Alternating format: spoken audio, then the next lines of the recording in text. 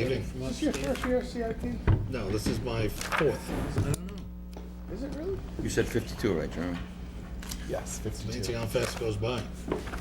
Thank you. Mr. Chairman, is anyone coming down from the administration?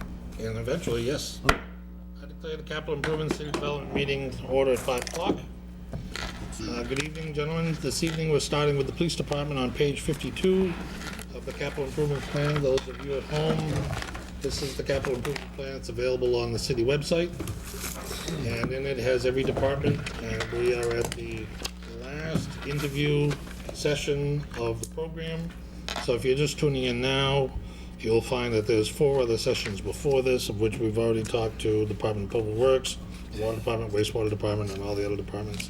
Tonight, we will be discussing the Police Department on page 52, followed by the Planning and Development Department on page 49, followed by the Fire Department on page 50, and the Mayor's Office and citywide projects on page 44, and then we'll adjourn.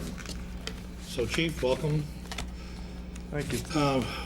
What we have been doing is starting in the booklet on each section, and you can editorialize on what is not included in the book to flesh out what we need to know. Then we pause before going from one section to another. Councils have questions, we field those questions, and then when we've exhausted our questions, move on to the next session. It's a very simple process. Thank you. And it tends to go along pretty quick. Great. So we'll start right with your combined police department, fire department dispatch feasibility study. I just wanted to first start off with just introducing Captain James McDonald. He's Thank the you. captain of operations within the See you, PD. Captain. Captain Brett Poirier, he's the administrative captain of the Welcome, PD. Captain.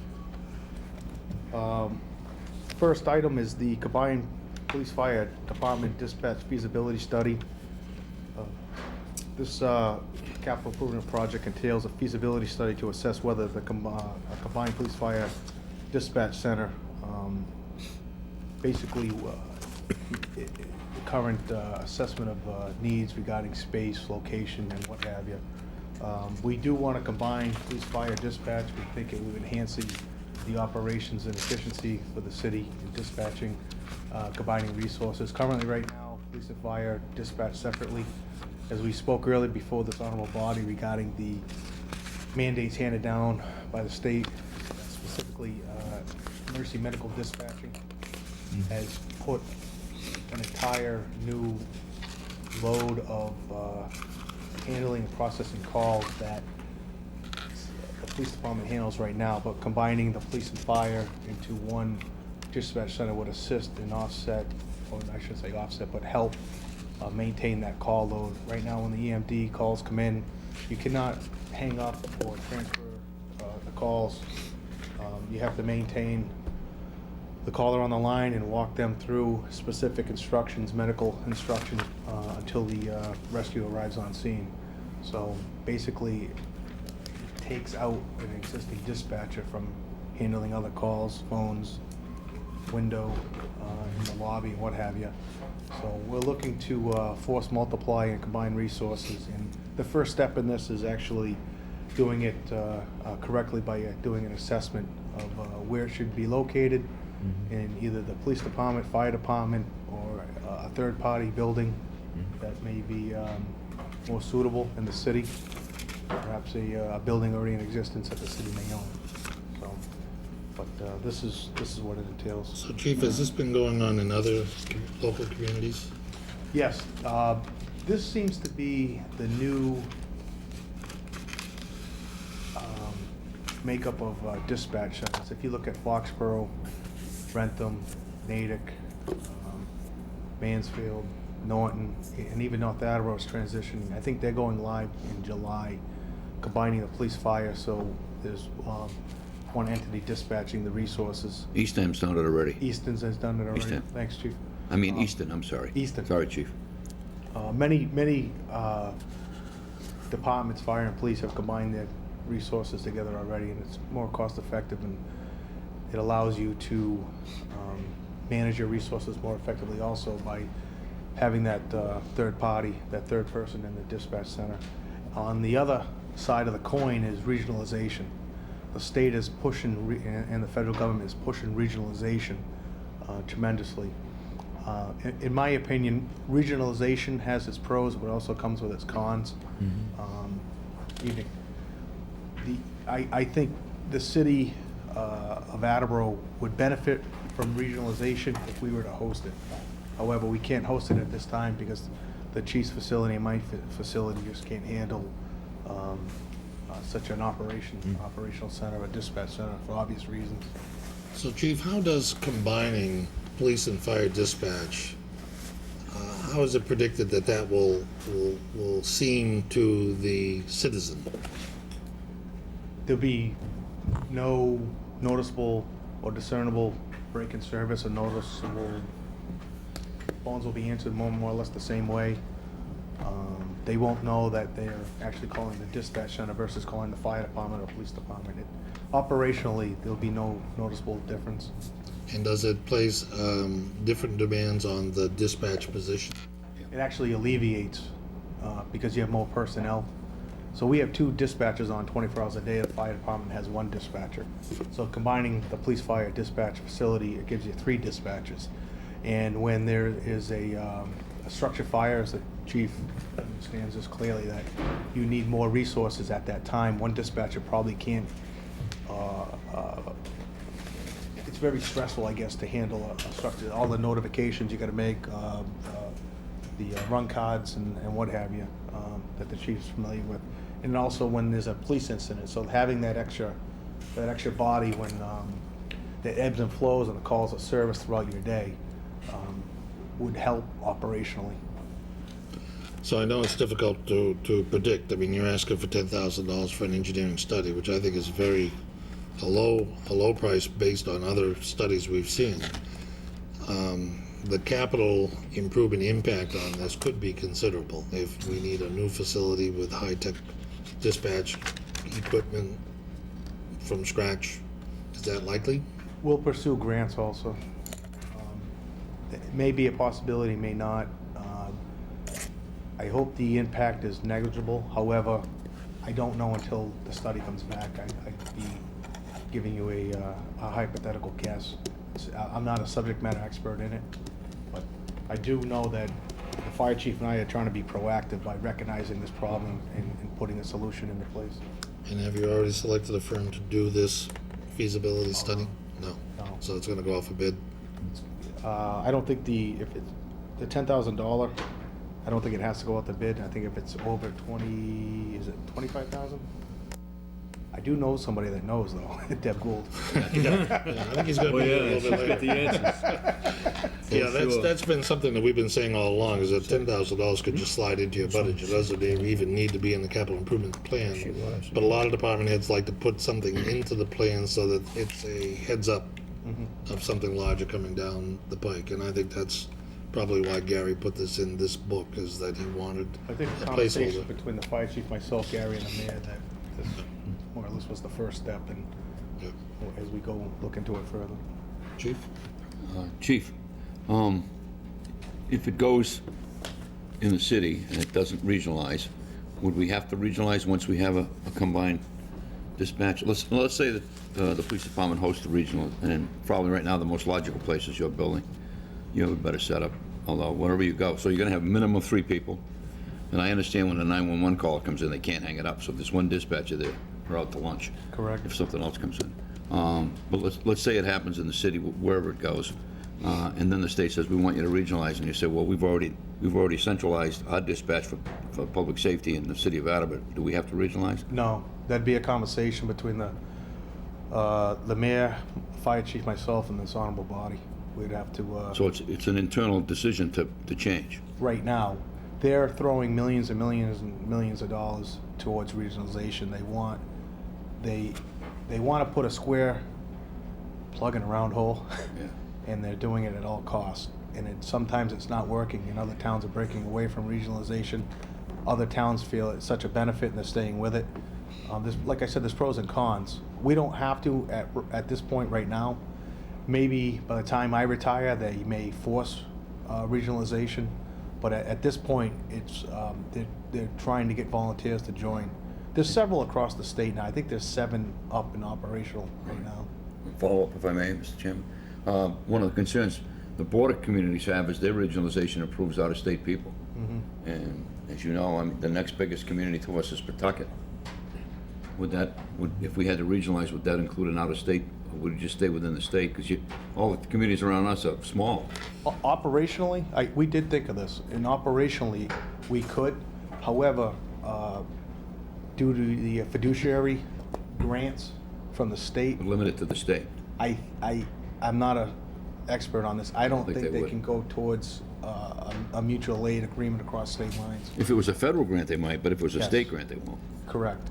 And we do apply, and as you see, you guys do approve our state 911 grants that we always put in for each and every year.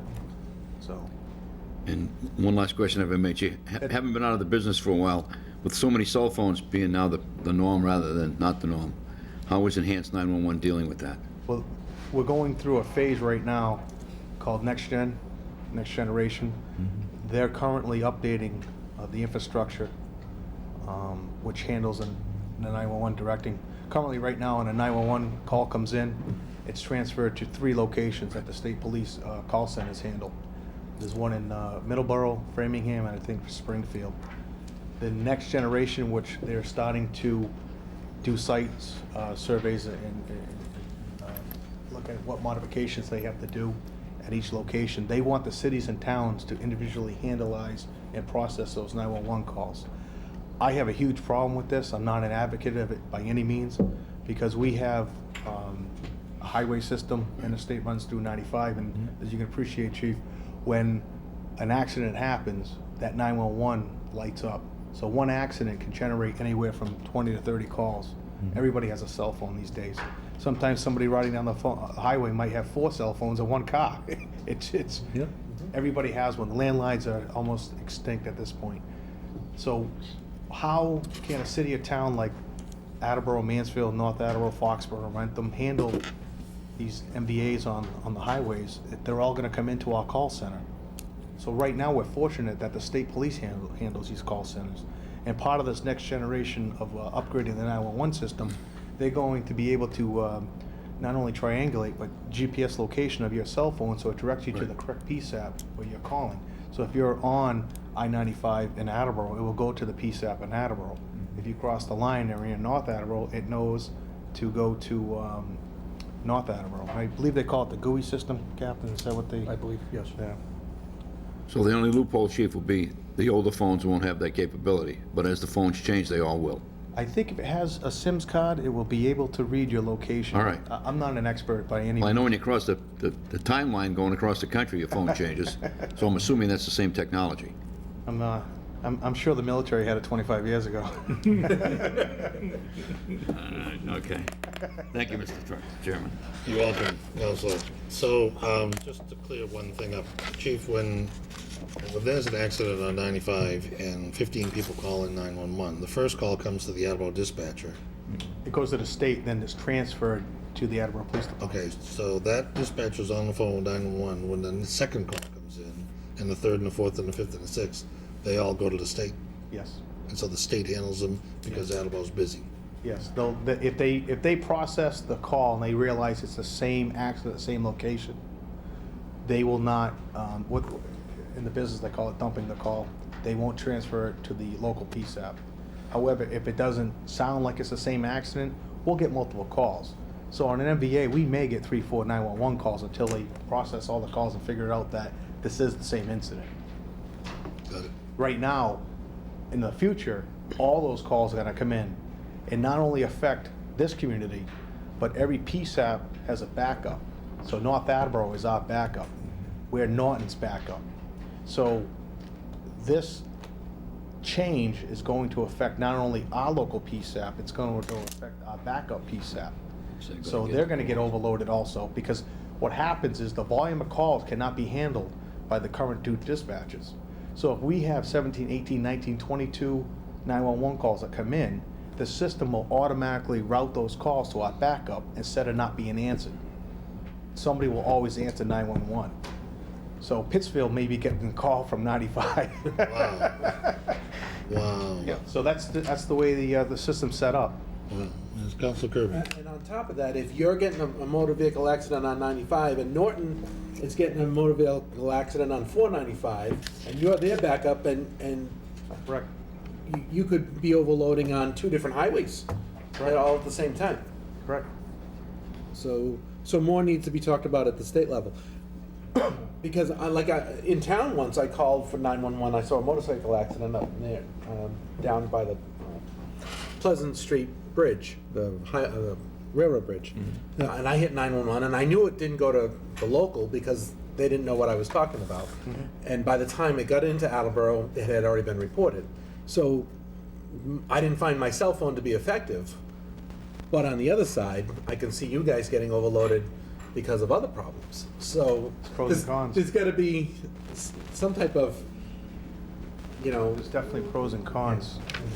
best way to handle and most The efficient. other thing that I'm worried about is the former governor did not want to pay for this upgrade, this next generation upgrade, out of their operating budget. So now, will they take it out of the state 911 grants? And if that happens, that's going to affect every city and town's grant eligibility or the amount we are awarded. And, that is not good. Well, thank you. You're welcome. Any other questions? We can move on to the next item, which is the space needs at the police station. This dovetails a funding request from last fiscal year that I brought to this honorable body regarding creating office space in the police station. And we were going to move we're running out of space, we need a new police station. There's only so much room or so many pies along in the slices of the pie, I'm trying to say. And I know that, just because we have a desperate need and the fire department has a desperate need, I know it's not gonna be coming tomorrow. So we're trying to do more with less. We're trying to be creative and find space, and we've been fortunate enough to have the understanding of the mayor, and he's been helping us out. We've been creative. We've moved some offices into the old post office in the basement. That has alleviated, and we've moved offices out of garages, and which has been very helpful. And now this is kind of more or less the second step to have an architect look at what we need to do to take existing space and maybe subdivide that space and create offices. And there's a lot of structural things that come into play, such as the HVAC, the electrical, the Cat 5, the network system, lighting, heating. So we're looking to do it the right way. So the issue I have is if you put down $10,000, and I don't recall a single architectural survey costing less than $35,000. Well, we're not asking to redesign the entire police station. So I can speak about. It is $10,000. It is. I spoke to the architect personally, and he is willing to do it for $10,000 or less to come in and to design it. But with what we're trying to do, it may be more. Will it probably be more than 10,000, less than 15? Yes. So. Okay. I'm surprised. I'm pleased. Yeah. Well, it's like I said, we're trying to put up existing walls. Put up new walls, new doorways, and eliminate different areas, and try to take the existing office space of one large office and try to make 3 or 4 offices out of that space. Just trying to be creative of what we have. So, like I said, I know we desperately need a new police station, but it's not going to happen overnight. Questions? Yes, Councilor Thank you, Thibodeau. Mr. Chairman. So, Chief, you're not gonna try to change the footprint of the building or anything like that? You're gonna try to use your existing space in different ways to Right. create more office space? If I, the way I have it mapped out is if I could relocate certain divisions into another building and subdivide that current office space, it'd be beneficial, but the hallway system would still remain the same, so I'm not changing a lot. We're putting up new walls, but that ties in that HVAC, lighting, the network, as I said, so, Just a more efficient use of the space. exactly, thank you. Councilor Churchill? Thank you, sir. Chief, without telling me how many offices are you using over here? 2, 3, 1? 5. 5 offices over here. Wow. Can we kick the registry out? No, you're in the basement where the. The mayor's watching, I revalu- didn't say that. Where the revaluation company used to have their offices. It was city space before. I don't want to know who's over there. I don't think the public needs to know that, but Right, I'm just right. curious how many spaces you But use. it was, Counselor, it was city offices before it became police Correct. officers. Yes. Correct. Any other questions? Okay. Moving on to jail cell doors, which are very expensive. Extremely expensive. We're desperate need of new jail doors, glass, protective glass, and the locks. This is urgent. Obviously, the prisoners that we arrest, we want to keep secure. There's currently some cells that we can't use due to the locks have failed, and we can't put a prisoner in there because we're not sure we can get them out.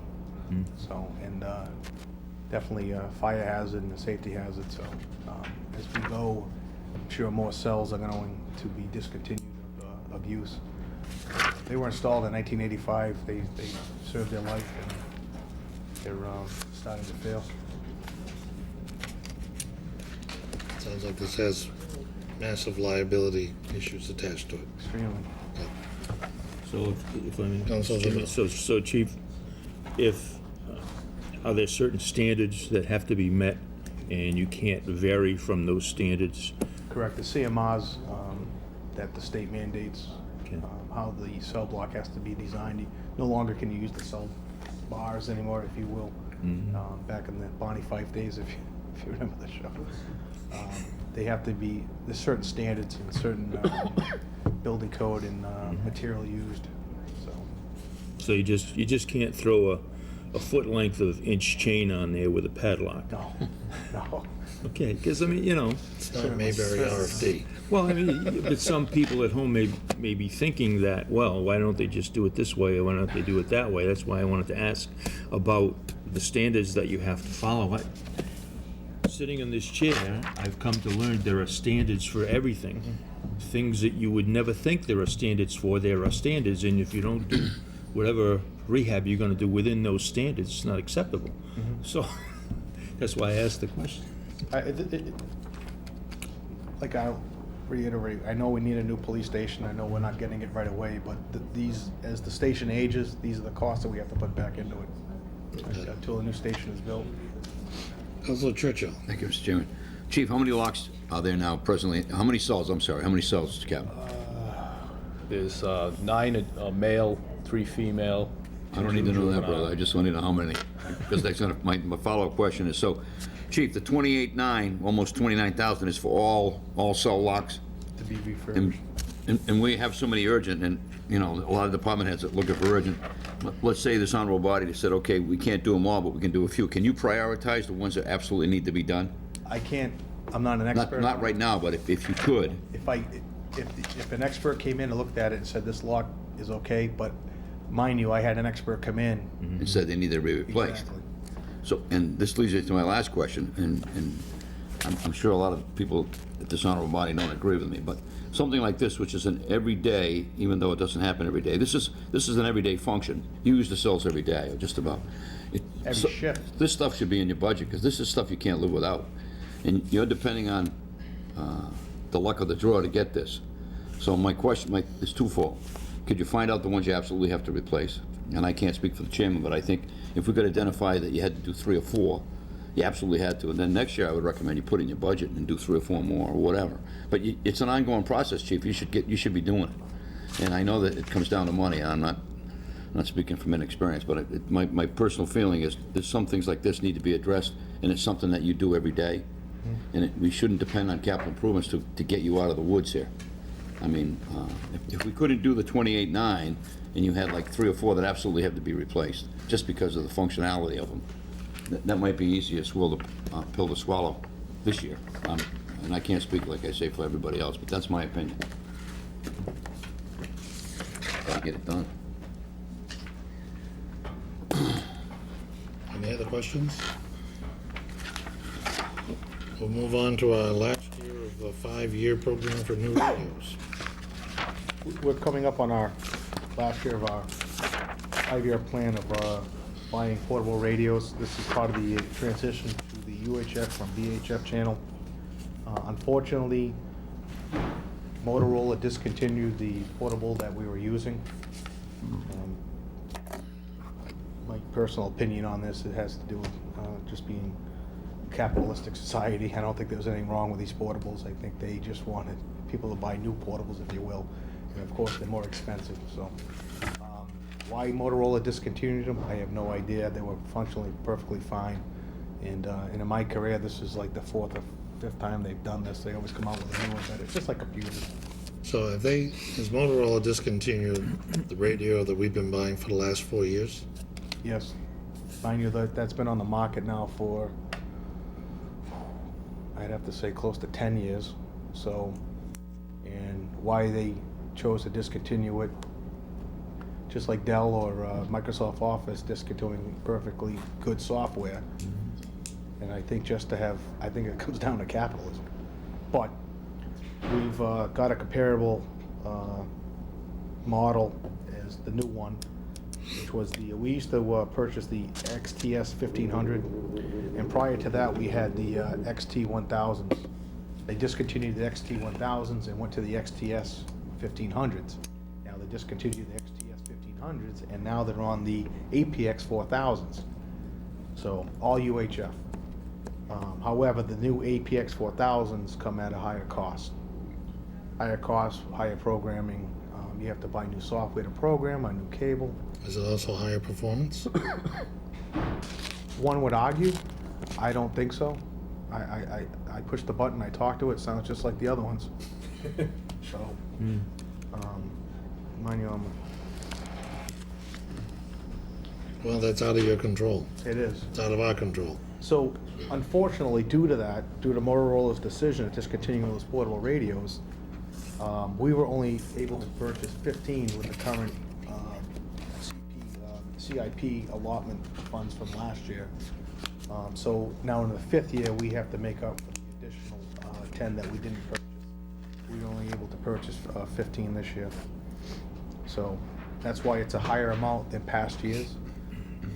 We had a set plan for 5 years to purchase 25 per year. So this little hiccup this fiscal year we're currently in, because of the APX 4000s being on the market now, and the XTS 1500s are no longer in service or available for purchase. That's why I wanted to explain why it's 84,000 and not the usual. I think it was 36,000 years past, 31,000. Question, Councilor Denley. Chief, a few years ago, the city was having problems like radios not working in certain areas due to frequency. I think we put up new towers. Has that been taken care of? We've advanced light years from where we used to be. Going to the UHF channel has helped. There's more penetrating power with the UHF versus the VHF. VHF is great for long distance. The wavelength is longer. The UHF wavelength is shorter, so it penetrates buildings more. Installing that new radio frequency has helped tremendously. But not only that, if you remember, this honorable body gave us the funding to purchase a new satellite receiver in the northern section of the city out by Lindsay Street, which that was a lot of dead spots around Colts Way, Kennedy Drive. Having that satellite receiver out there has helped tremendously. Is it perfect? No, but no radio system will ever be perfect. And also, with the help of the planning board, they've also instituted, as I understand, when new construction comes in, if it's a certain size facility, they'll have them put internal repeaters in there. And I believe Sturdy Hospital's doing it now, which is a huge benefit for us and for the fire department also. Right. So do we still have problems with Home Depot, Kmart? Yes, but those facilities are massive. And the portable radios, they can transmit out, but it's still a little staticky and what have you. But besides having or forcing Home Depot and Kmart to put a repeater in there, that it's going to be that way. So to answer your question, Counselor, yes, it has. Good. I'm glad to hear it's gotten better, and I think this is important to kind of finish that whole history of radios being old and not working, and I would support this absolutely. Thank you. You know, and the chief can speak to this. Our topography on the south side of the city is unique due to the Blackstone Valley. Terrible. Yeah. Absolutely terrible. Once you get past Route 1, I think it starts to go down Right. Brown Street on the other side of Cranberry Pond. I didn't realize how hilly Rhode Island truly was. But it is tremendous. It's just, but on the other side, so that down by Turner Street, Fred Roddy, it's very hard to hit the satellite receiver from there because of the topography. But it's just sort of the way it is. We do the best with what we can, and the radio upgrade that we did has helped tremendously, especially down South Ave. I think, if I may, if you are able to find a reasonable solution to something like that, I think this council would be very open to that, because we understand the importance of an emergency happens, you need to be able to contact someone on your radio. So I think that's something that if you see a solution to, come run it by us. Well, remember, this honorable body gave us the funding to purchase and install that new radio system. And that purchasing has definitely improved officer safety overnight tremendously compared to what we were working with. So, you know, obviously, on behalf of the police department, we thank you for that funding. It's not good when a police officer presses his portable radio and no one can hear him. That's what I recall, and Yeah. and this is what Councilor Denley is bringing up, is that the dead spots were just unforgivable in our minds. And in the past discussions we've had on funding, we've been very concerned about the safety of the officers who can't communicate with the other officers. And it's very much a hot button with the council. And the councils that were quite concerned about it are still on the council. So it's going to impact this plan as well. And I'm sorry to hear that you're being a victim of migration in radio systems that are not able to connect with each other, because that's just planned obsolescence on the manufacturer's part, and that's a very unfortunate budgetary issue, but we need to have radios that work. Correct. And I think we all understand that. Councilor Churchill. Thank you, sir. Chief, are there repeaters in all the schools, or is that a goal? No, I'd love to see that happen. Especially where schools are a primary target for your service. Correct. Unfortunately, bad things are happening in schools. Correct. That would be a high priority. I would hope in the future, if we were to build new schools, that'd be part of the. The reason I brought that up, I'll go along with my colleague here. If that kind of a bill was brought before the council, I would support that. Thank you. I think that's important. I We're have- protecting two valuable parts of our society, those who protect us and the kids that you protect. And unfortunately, schools are still targets. Absolutely. They will be. I think you're getting the message that the Yeah. council's Yes. very concerned about the safety of your officers. Radios being a very critical, bulletproof vest, same thing. The guns they use, same thing. We have always been very forthcoming in giving you what you needed. And so if you think there's more, bring it on. Councilor Denley? Well, just, I think, I share the same sentiment as Mr. Conti, Mr. Churchill. If you have any problems, as minor as they may be, and you can find a solution to that, like, go ahead, bring that to our attention spontaneously. And I think we'd all be very open to saying, hey, there's a problem in this little area, and this is the fix, let's do it. So, yeah. We thank you for your support, and I thank the mayor for his support. When I bring it to him, he brings it down to this honorable body, and you guys have been forthcoming in the funding, and it's helped my officers, and it's certainly going to help in the future, so thank you. You're welcome.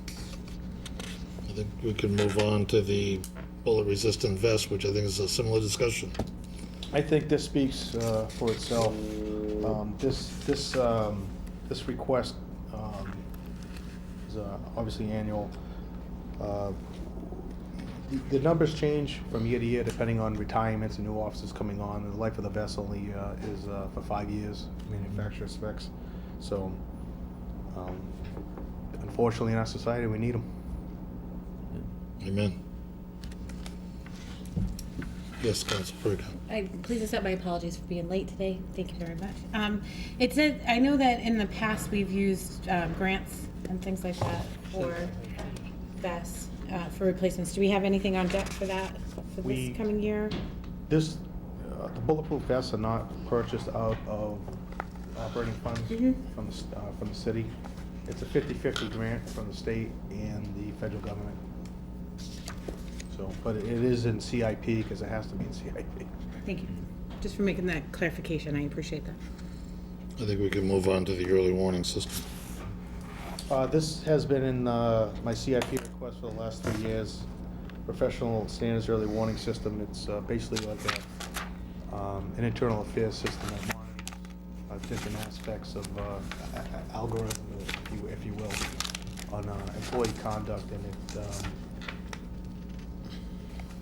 if it spots a pattern, it will let us know that we may want to intervene or question or provide services to a certain officer that may experience something that we, as through our daily operations, don't pick up on, but in the aggregate, you might spot it.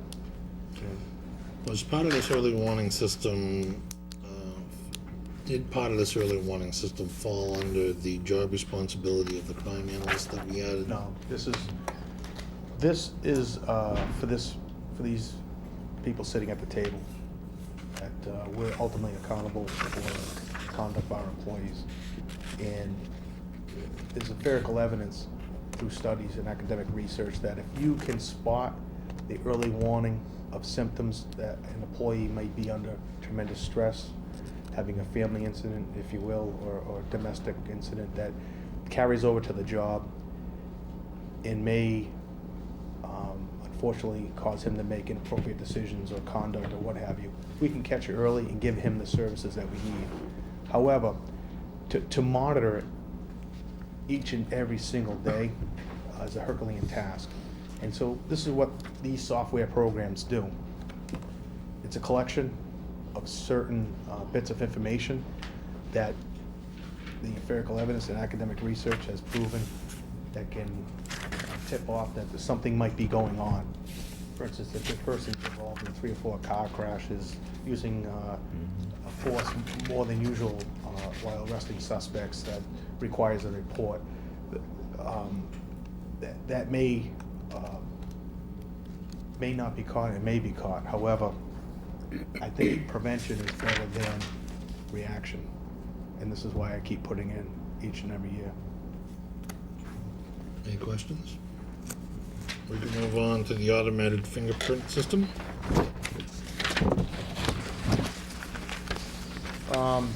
This automatic fingerprint system, we constantly respond to break and enterings and other crime scenes that suspects leave fingerprints and trace evidence that is very effective to solving these crimes. We submit our fingerprints currently to the State Police Crime Lab, and as does most other police departments throughout the Commonwealth. The turnaround time isn't quite the best, and you have to get in line. There's so much information or data going in there, and they have to process.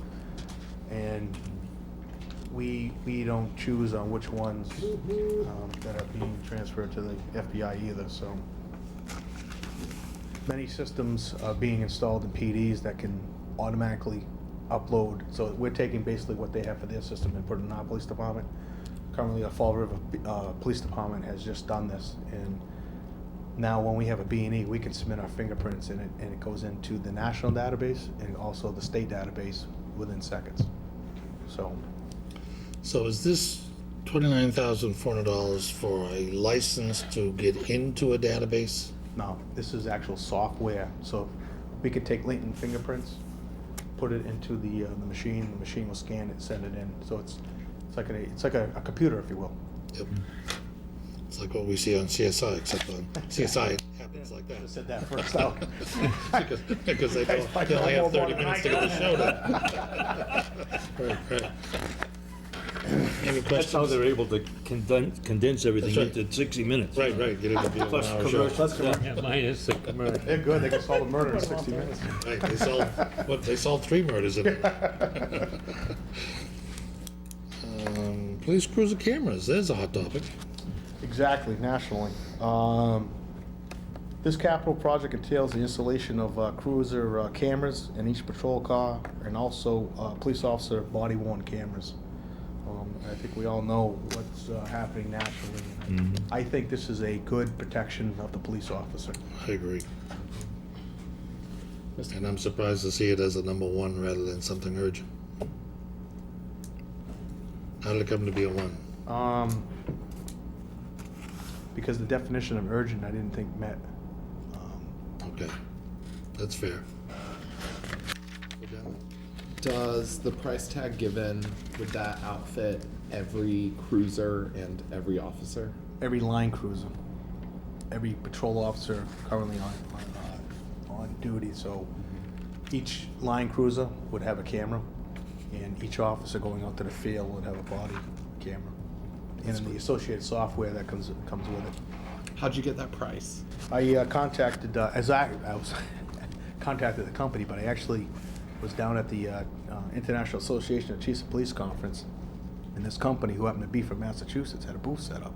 So I started talking to them, and the more I spoke to them, the more information that I thought I knew about this topic, and I didn't know about this topic. So I didn't know what I didn't know, and it was fascinating. And so then I walked around to the other booths, and what I learned at that booth, I started asking questions at the other booths.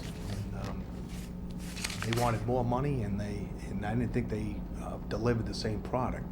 And what I like about having Massachusetts, as you know, is very technologically advanced with the companies we have here in the rest of the country anyway. Maybe with the exception of California, but it's an argument that can be made for another day. I like buying local equipment because if it breaks, I can drive there and tell them that it broke, I want to fix it. When you buy something from Washington or Oregon, you know, it's a lot harder to tell them that something broke and you want to fix it, what have you. So, Now, does this include the back-end storage or just the ability to transfer to a back-end storage? it comes with a server. If we were to back the information up, then it's on our own to buy an additional server to back it up. So, I think that's an amazing price for what they're offering. Thank you. Thank you, Chief. there are some other bells and whistles that if we wanted to purchase, we could, but this is the base of what they offer. And you feel this would protect the officers? Right, I do. You ready to surrender the floor? Counselor No, sir. Then Counselor Kirby. I was thinking with my hand up, I'm sorry. Okay, Counselor Kirby, you're on. With the cruiser cameras, we purchased those. As we change over to vehicles, could the cameras be moved? Yes. So, or as we needed more cameras for more vehicles, and sort of like when we outfit the cars, like we had to outfit the new fleet of vehicles. Now that equipment will be able to be transferred into the newer vehicles Correct. and be more cost effective as we go down the line. Right. So that's something that, so this would be to start the situation. There may be additional purchases as we go. And I'm sure there's some software upgrades down the line, 2-3 years from now. Microsoft upgrades, we have to upgrade and what have you. All set? Thank you. Move on to the rifles. This next request is to purchase new rifles. We currently have rifles that we carry out in the street, and as one council mentioned, the threat of an active shooter is ever so prevalent in our society now.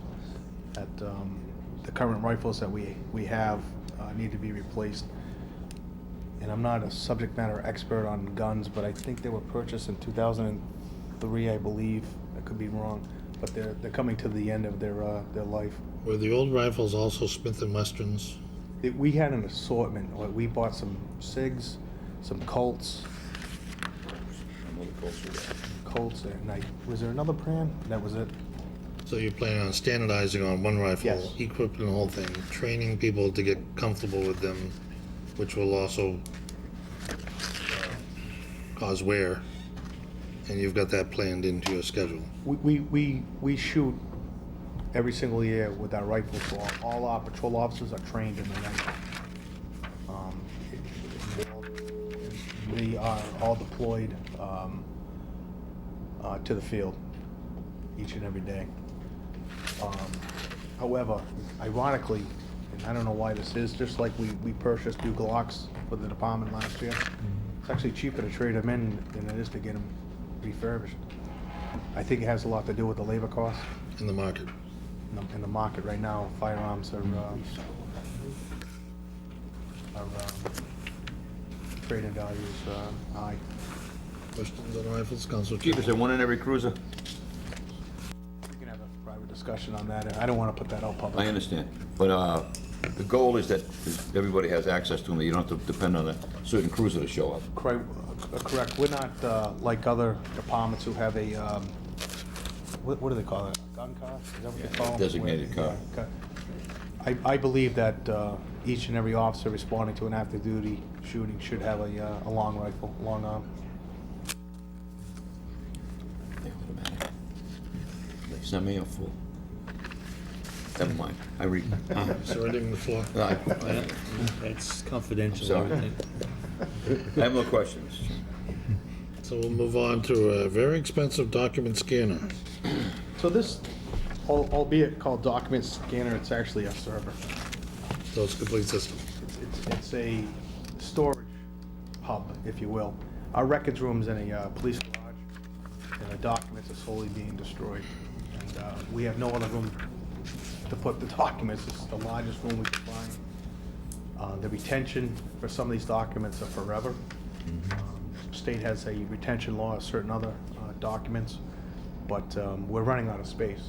So if I can electronically scan these documents and store them on a server, I no longer have to hold those paper documents. Please tell me you're not looking at Xerox.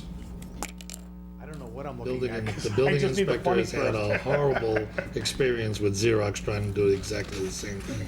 No, I don't know. I want the most competent person to, some of these documents are extremely fragile. They go back, 100 years or so. We need to do something because the existing storage room they're in now is a garage, and it's not environmentally temperature controlled or weather controlled, or I should say weather controlled environment. Whatever I'm trying to say. Well, my memory is not perfect, but the building department started, I think, 3 years ago with a contract with Xerox to scan their documents, and it's been a horrible failure. Really? Yes. And differently, Betty Shockrow's gone through a program of restoring her documents, has been very successful. So, but she's not electronically storing her books, she's restoring her books. It's a different process. I would think that most departments, the assessing department, the collector department, the treasurer's department, all now must be storing their documents electronically. I'm not sure. I can't speak for I'm not those sure either. departments, but I know what I have a problem with space in my facility, and I'm trying to think outside the box Yep. and force multiply. If I can get these documents on a server, I get my garage back. And you have the services of Bill Lennox to consult with on this? Oh, I certainly do. I mean, he's taxed right now with the staff he has. I mean, this whole city's computers these days. I know. So I don't know when that man sleeps. He doesn't. He's here all the time. He is worth his weight in gold. Yes. Because he could have a staff of 22 people and still be busy. The reason why I bring up the building department, because that has been hundreds of thousands of dollars. And I don't think that, well, maybe their document demands are different than yours, because they have big plans and different types of documents than you have. Council Denny? Just to the chairman, I'm sure $50,000 this will go out to bid. The administration will get involved at that point. And I'm guessing they will not look favorably upon the Xerox contract. Right. So I think that's under control Yeah. internally. You're correct. All said. Yeah. All set. If I may, Mr. Yes, Chairman, Councilor. just to ask, Chief, are these documents that the police department has to maintain possession of, that, for instance, it couldn't go to the clerk's office or another office that is, has the responsibility of keeping documents of record for, well, infinity, I guess? These documents are sensitive, where they may involve murders, they may involve reports that could ruin lives or reputations, and it's a multitude of different areas. And then you have your motor vehicle accident reports, you have your routine incidents, but I would not store them elsewhere. I like your thinking, but I just wouldn't want these records stored elsewhere due to the sensitivity involved in some of the documents. Yeah, and I can't speak to the confidentiality of the records, for instance, in the clerk's office. I know some of them are because some are on the same level of confidentiality as what you're talking about. Yet they have to keep those records. So I don't know about that part of it, but if that's what you're concerned about, the reason I mention it, Mr. Chairman, is because if we're doing it in one department and we're having success with it in that department, and they're doing basically the same kind of restoration and securing of the documentation, so. Are they keeping them on paper format? Yeah, but it's encased in vinyl or some kind of plastic. See, that wouldn't do us any good at all, because we constantly get records requests from attorneys and what have you. If we had them in a binder, that would take away my staff's productivity, because right now we can take them, copy them, and put them right back into the record. If they were binded, it'd be a nightmare. So it's just we need access to them, because we constantly get records requests from attorneys, states. In some cases go back 10, 20, 25 years. Yeah. I wish we could send them to a state repository and let them deal with these records. Fortunately, they set how long we have to keep them for, and it's a Herculean task. This is the best of what I think that we could save space with. If we can get them in electronic format, where not only do we gain space, but we gain work productivity, because all we have to do is a quick search for the records we're looking for, hit print. We don't have to go down to the records room now, open it up, scan, look for the records, make the copies and what have you. So productivity would also be gained. Okay, thank you, Chief. Okay. Direct pass-through evidence storage lockers. This also is a temporal gain of space. Currently, right now, the temporary evidence room's in a closet. We have to maintain a chain of custody when we take in evidence, from murders to civil citations. And there's a strict adherence to the chain of custody. So what we do is we process that evidence, tag it, put it in the evidence room.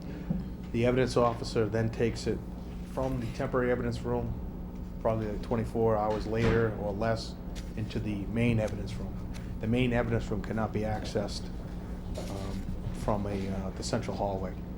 It's secured in an area that's sensitive in the police department, and the police officers, without authority, cannot access that area. That's why we have to set up this temporary evidence. And that was the way it's been since the station opened up, and due to the configuration of the PD, we can't change it until now. And what I am requesting and funding is to have a temporary evidence lockers, if you will, that are built directly into the wall. So 24 hours a day, 7 days a week, the officers can put in the evidence. Then as the evidence officer works his normal schedule, on the other side, he has a key, he opens it up, removes the evidence, then puts it on the applicable evidence shelf of where it goes. So we're gaining the space of our closet back, and then we're having direct access for the evidence officer to retrieve that evidence. Also a productivity saver, so he doesn't have to walk down the hall, grab all that evidence, transfer it into the evidence room, which is timely, and productivity killer. Okay, we'll move on to the UTV. We currently have two ATVs, and you might see them plowing the sidewalks downtown now and then. They're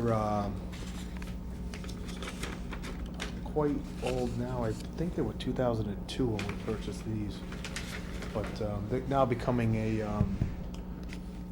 a service burden where we use these a lot, and they're constantly breaking down now. They're coming to the end of their life, and what we're looking to do is to buy an electric UTV. And it looks like almost like a Gator. It's 100% run on batteries, rechargeable batteries. There's no engine in it, and it gets the same performance that the other ATVs would get. I think the top speed's like 56, 57 miles an hour.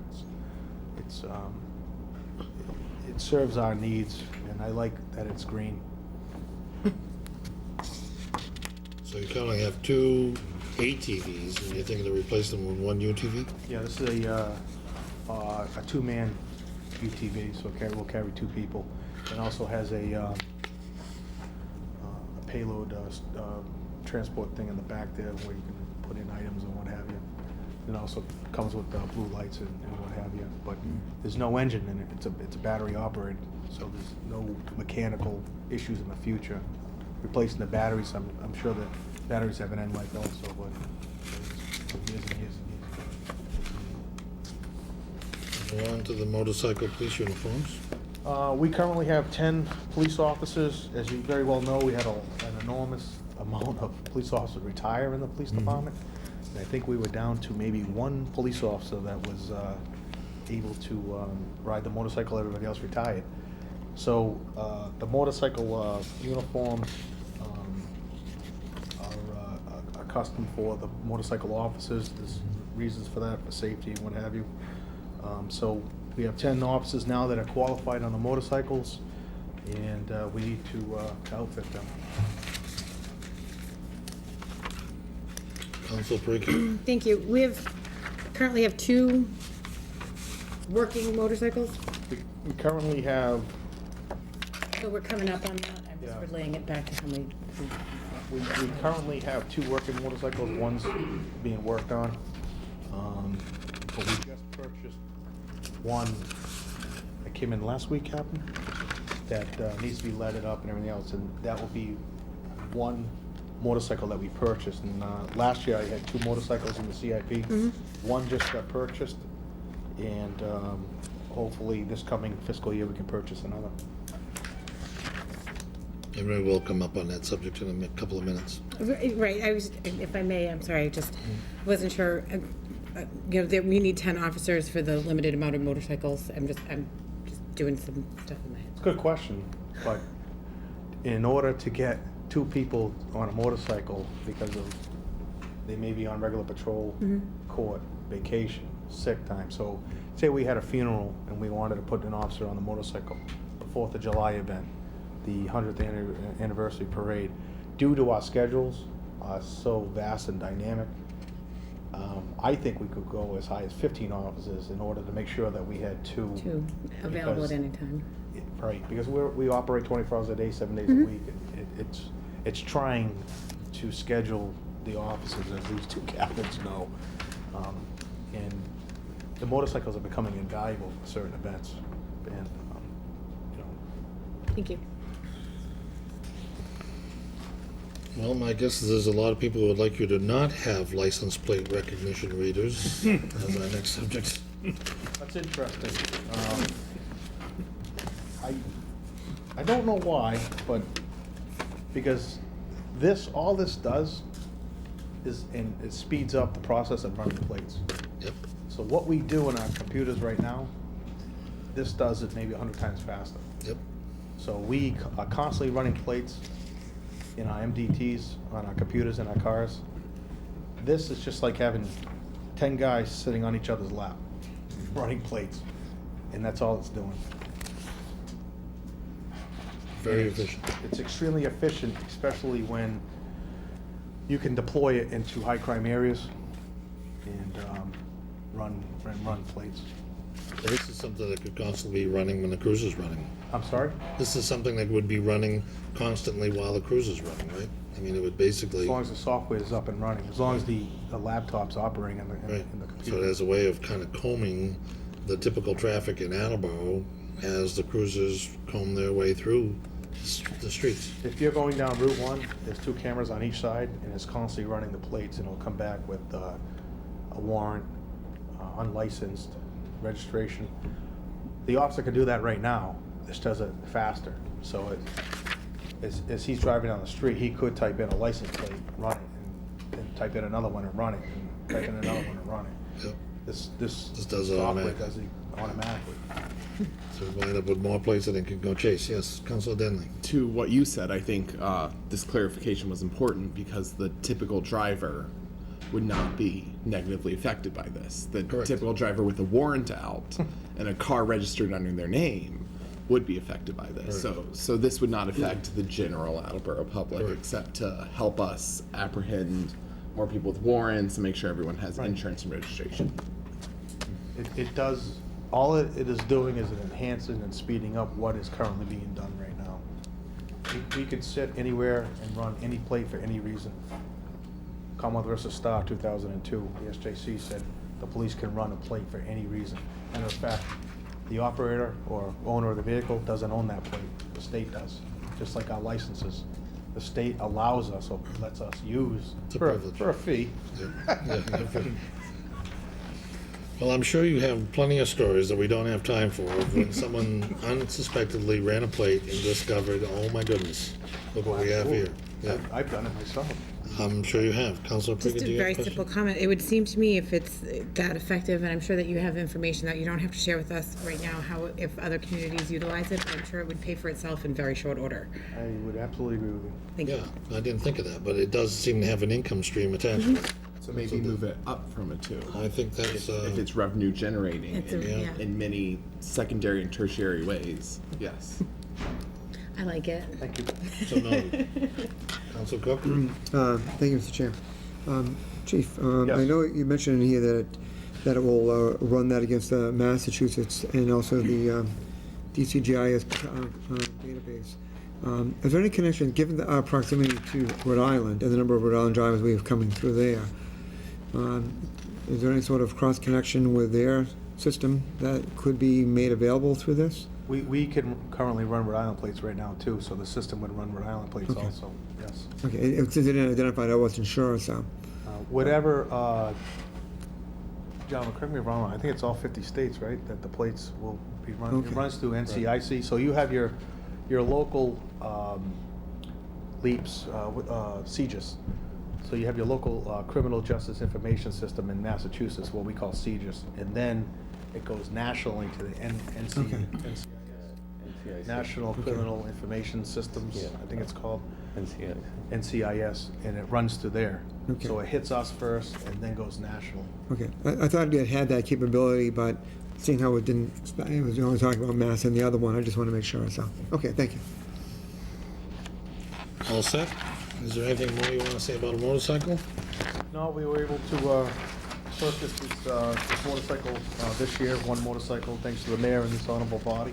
We greatly appreciate that. The motorcycles are aging, and we're desperately in need of replacing them, so we're very thankful to have the ability to make this purchase, so thank you. And you're requesting a management study and a capital improvements plan. Yes, this basically is a forecast for the future of this police department.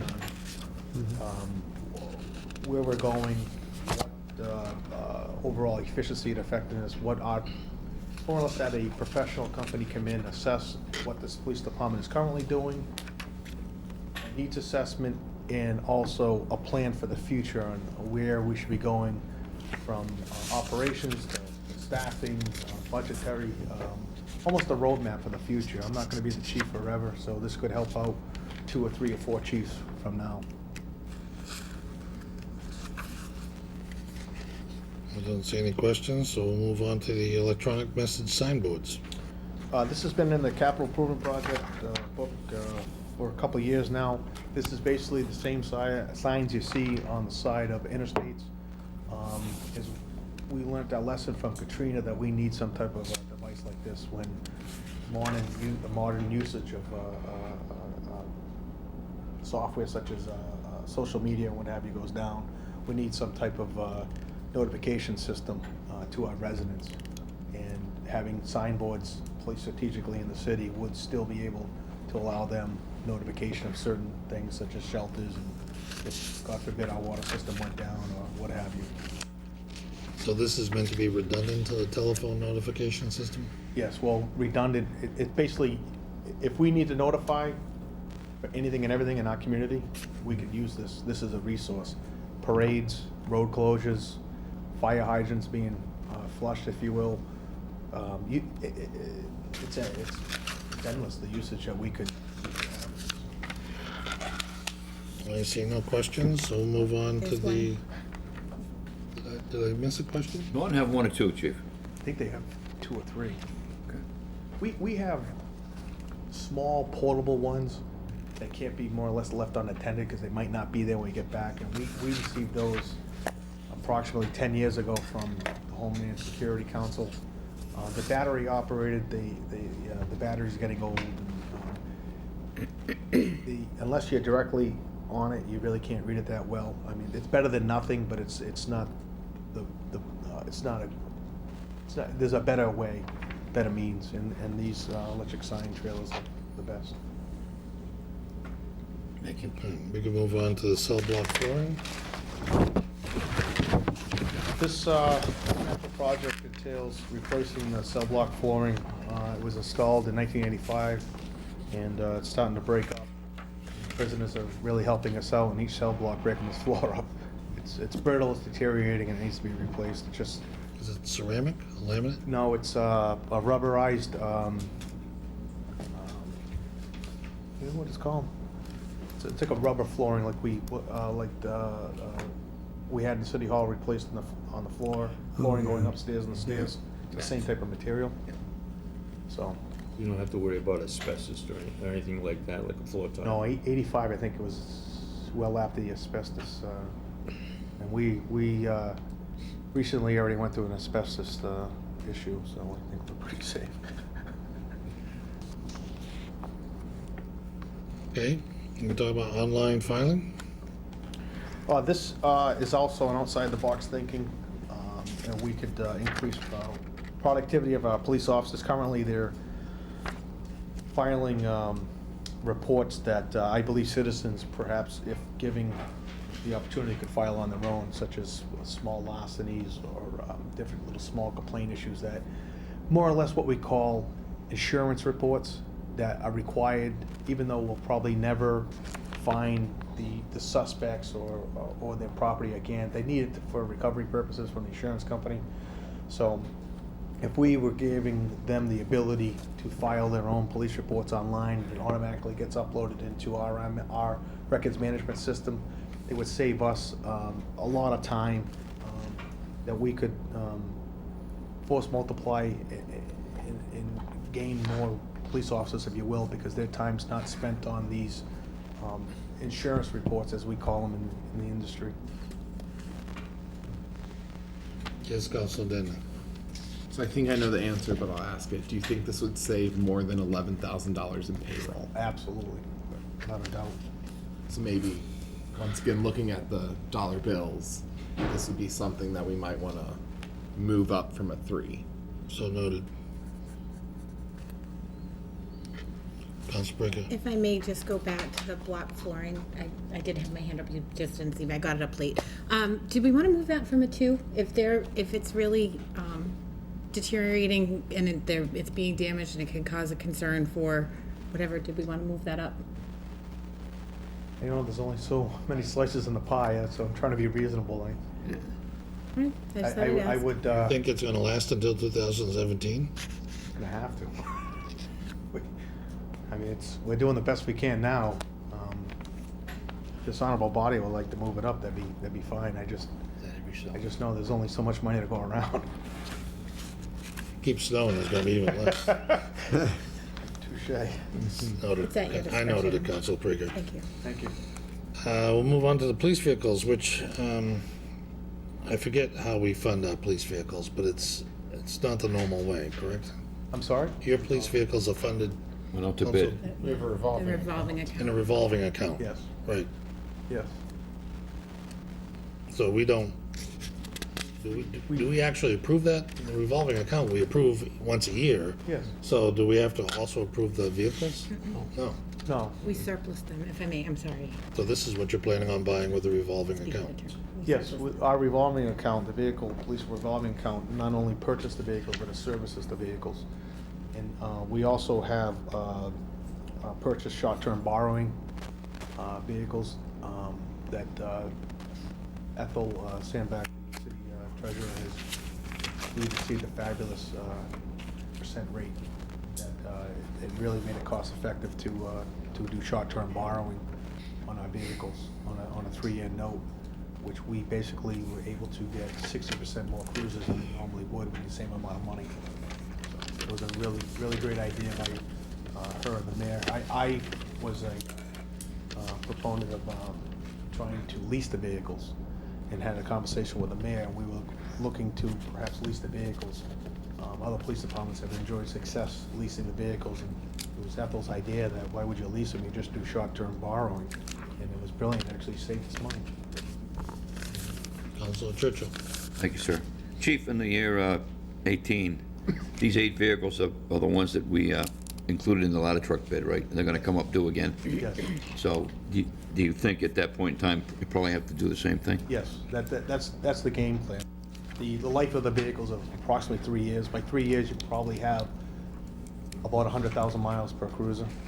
And that's probably like the lifespan that you don't want to go any longer unless it becomes a reserve cruiser that's not used every single day. And then after that 3-year period, we can purchase, depending on what the interest rate will receive then, another 7 or 8, perhaps even 9 vehicles if we could. So as Mind a you, follow-up, Chief, all the other, all except for that year will come out of your revolving account? Yes, correct. Thank you. We did that to replenish the revolving account. As you know, we were experiencing significant changes, if you will, in the revolving account because the local district court was not funneling the fines and the court costs back to each department of Commonwealth any longer. It was going into the general fund for the state. That monies that we enjoyed previously, we were no longer getting. So we had to do something quick, and this was the fix. Good. Well, thank you, Chief. Thank you very much. Thank you, captains, for being here. Thank you. And I think you've got a good feeling already for how the council feels about your service I think I and your needs. I once want to thank you, this honorable body's been a huge support to the police officers, and we greatly appreciate that. Council Blair, you have something to I say? haven't had too much to say sitting here, but I'd just like to compliment you and your department for thinking out of the box. As we ran through this capital improvement list, there was some stuff in there that's looking into the future to make that department that much more efficient, cost-wise, productivity-wise, and to protect our citizens out there. I think you guys have done a great job, and I like the trend. I'm an old-fashioned guy and the oldest one here, but the trend has been tremendous over there. Thank you. They're getting us into the future. And I want to say thank you for myself and my constituents on the way that department's being run and handled, and I think we're light years into the future. Well, thank you, I appreciate it. The culture of any organization, especially a police department, culture of the PD starts at the top. But it takes a lot of tremendous work and buy-in from the officers, and they certainly bought in. And I surrounded myself with 2 great gentlemen that make me look good. So, Well, it's, we won't go into that. Yeah, this is a capital improvements meeting. Thank you. Thank you very much, gentlemen. thank you. Welcome, Mr. Rajan.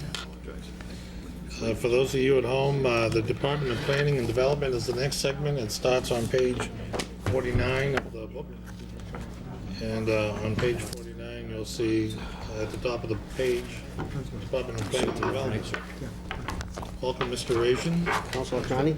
I'd like to introduce your, Chairman, Yes, excuse, I apologize, I signed up for something else. And I know you threatened me to be here, so I came here for at least an hour. actually, I'm slightly grateful you won't be here for the fire department. Well, actually, he paid me not to be here, so he can tell you anything he wants, and you'll believe it. We always did when you got there. Have a good day, Mr. You did. Sorry, Mr. Ration, that was some council jocularity, which does not happen It's always very a good often. thing. Oh, we haven't, I've also brought with me conservation agent and environmental planner Tara Martin, Terrace. particularly regarding the item, the very first item on page 49. Council Conti, before I get into the project, I just wanted to ask if I could comment on 2 housekeeping matters. Please do. The first is, I hope the council was satisfied that we heard what you said in the last communication, and we got the CIP to you prior to the lapse Inspiration, of it is the... right on the front of my cover. It says, delivered January 6th, exclamation point. Thank you very And we much. filed it on December 31st, so we heard you loud and clear, so hopefully this will clear up some of your work before you get into some of the bigger ticket items coming down, so the mayor and I really worked diligently to get this done and You recorded were with the... all impressed. Okay, sir, thank you. Thank you. The second item, you're welcome. The second item, I hope you don't mind if I offer some commentary, but as I sat in the audience, I heard some discussion about, well, should this go from a priority 3 to a 2, a priority 1 to an urgent? And I just want to echo what the police chief said. I'm not lecturing you. This is just, I'm offering some insight to you. We painstakingly, literally painstakingly, apply urgent, priority 1, priority 2, and priority 3, predicated on the definitions of each one of those in the book. So while it might appear that a project is very cost ineffective, we don't necessarily give it a 1 because it's cost ineffective. We don't give it, whether it's cost effective, cost ineffective. I can't think of a cost ineffective one, but there are going to be times we're going to get a mandate, we're going to have to spend a colossal amount of money. The benefit is probably going to be marginal, but nonetheless, if the federal government said you need to do something and spend an incredible amount of money, we need to do it. You might say that the return on the investment is ridiculously minimal, but nonetheless, we have to do it. So whether it's cost effective, cost ineffective, very expensive, very inexpensive, I want to just impress upon the city council that the predication of the definitions is not driven by the price tag. It's driven by the need. So, and there are times when department heads might say, but Gary, I really need that lawnmower. In the grand scheme of things, if we put it in context to the definitions, it might be a 2. It doesn't in any way minimize the department head's insistence, but what it does is it creates a level playing field for the mayor, the city council, and the department heads in relative terms what it really is. So that's why again, as a colleague, as a friend, I just want to caution you that the cost effectiveness or ineffectiveness is not a function of whether or not it should be a urgent P1, P2, or P3. I would just ask you if you want to just revisit the definitions. That's all I wanted to offer. It's well understood, but as chairman of the Capital Improvements Committee and a city councilor who is charged with watching the checkbook of the city, I can understand the emotions of my colleagues when they see something that can cost, say, $10,000 and generate $20,000 in revenues. They jump at it. It's an emotional knee-jerk reaction. Okay. And it's because typically everything is the other way around. So what you hear and see in these discussions is a lot different than what happens in our general discussion starting next week. I know your expectation of me is a very technical, academic submission, so I just, then if it's any, that's the context with which that I submit to you. How then you want to apply it, of course, I defer to the city council side. Well understood. Okay, sir. And please don't take when we say move this up or down as a personal. I don't, no. Affront to your abilities. We know you do. No, I don't, honestly, I didn't. I'm here, I heard it, I think you know, if I didn't say anything, you know, it's just, I can't let anything pass. I think I just wanted to bring it up. So I just offer it as commentary, advice, and insight, not in any other way that I took it that way. No, I know you fellas in the council well enough that you wouldn't have meant it in that context, so no worries, sir. Good. Glad to hear that.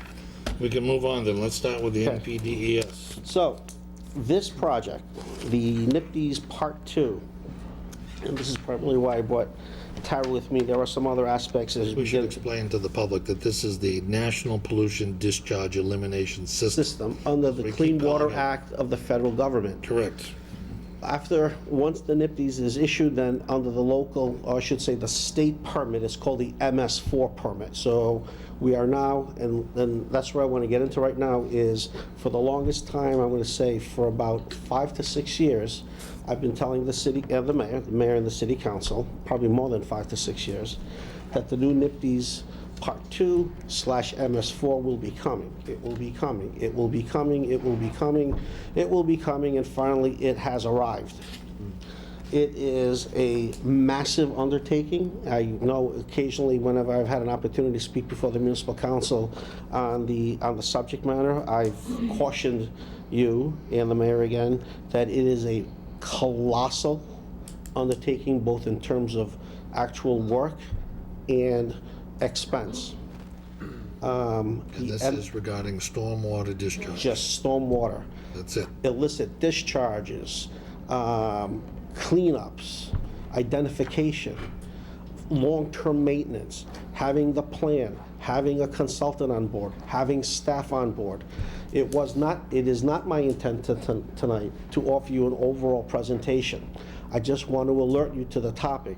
What I would respectfully ask at some point, if you could speak with the mayor at some point when we come down as a team with the Public Works Department, with the mayor, of course Tara, perhaps members of the Conservation Commission, that we come down and give you that presentation, both in terms of what the specific requirements are going to be, the timeline of those requirements, and I'm not going to give you sticker shock, but I just want to tell you at this time, it is going to be a massive investment. And it is not because of the city of Attleboro of any reason, of any type of a violation or anything. It is for the entire Commonwealth of Massachusetts. All 350 some odd communities will have to do this. One advantage that I will tell you that Attleboro has, when you look at the title MS4, it's the Municipal Separate Storm Sewer System. It's actually, the S is for the 4S letters, that's where it comes from. One advantage that Attleboro has, and you could credit our forefathers on this, we do not have the problem of a single unit where stormwater and sewer are in one system. We have two separate systems. We have one dedicated for sewer, one dedicated for stormwater. So as you look at the title where it says separate storm sewer, it's a little misleading for the city of Attleboro. Please understand that's only for stormwater systems, okay, not for anything to do with sewer. So as of right now, to the best of our knowledge, and I state that to you, because the public comment period was to have ended late December, early January. Even the public comment period we're always on, we don't have good traction. And when I say we, not staff, not the staffs of municipalities, it's the EPA trying to get its own traction on when these are going to come about. They actually extended it to February 27th. So what we are telling you tonight is about as fresh and current as possible, because here we are on Monday night, the public comment period just ended this past Friday. There is no way we could have been here any sooner, so it's kind of fortuitous that we didn't have the CIP meeting a couple of weeks ago, so the snowstorm actually worked out in our favor. So as of right now, the new MS4 permit is to take hold summer of 2015. It is our understanding it's going to be June, but I just want to tell you, again, that that's subject to change. So it's going to be anywhere from June 21st to September 21st, but of this calendar year. Once the permit takes hold, we then, Tara and I, will file within 90 days, it's statutory, within 90 days of that effective date, the notice of intent application with the Conservation Commission. Once we file that, we have to prepare a plan that addresses all the tenets of the MS4 permit. I'm gonna say we only have, and I want to underscore the word only, until May 2016 to get that done. Once we complete that by May of 2016, did I say May 2000? Yeah, okay, as opposed to May 16th. By May of 2016, we then submit that to EPA, take a look at it, come back with either 2 thumbs up or some minor revisions, and soon thereafter, we have to implement it. As you know, we are still in the implementation phase of the first NIPDs. Every single year, the conservation agent, and Tara did it last year, we give them an annual report by May 1st. Yes. By May 1st of every calendar year. We will do that again this year on May 1st of 2015 for last year. We've continued to do that every calendar year because we're still operating under the previous permit. Once the new permit takes effect and our plan is up and running and we begin the implementation, Tara will begin to provide that May 1st update status report of the previous year, predicated on the new permit. So those are the timelines. So the most critical information I gave you tonight is that the permit's being issued this summer. We think likely in June. We will come down, we will give you as much information as we can. Oh, and by the way, Tara, would you please pass that, or could you put one on everyone's desk? Now, we're giving you a handout, and what I'm gonna respectfully ask is, this is not in any way intended to impress you. This is intended to shock you in terms of what we need to go through. This is literally the step that we need to go through. It's a flow chart. So, we've got a lot of work ahead of us. I will tell you, counselors, that we will require the assistance of a consultant. It is a very technical lift. It is a very heavy lift.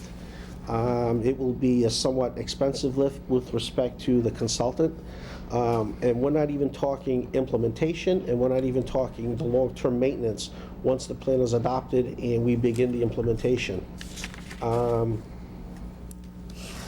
There are some schools of thought on how to pay for this, but way too early to talk to you about that. So I just wanted, again, to share this chart with you.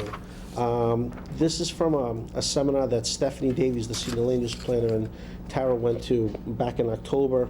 It hasn't changed much, so even though it's a couple of months old, it still pretty much applies. So we had staff going to the EPA meetings.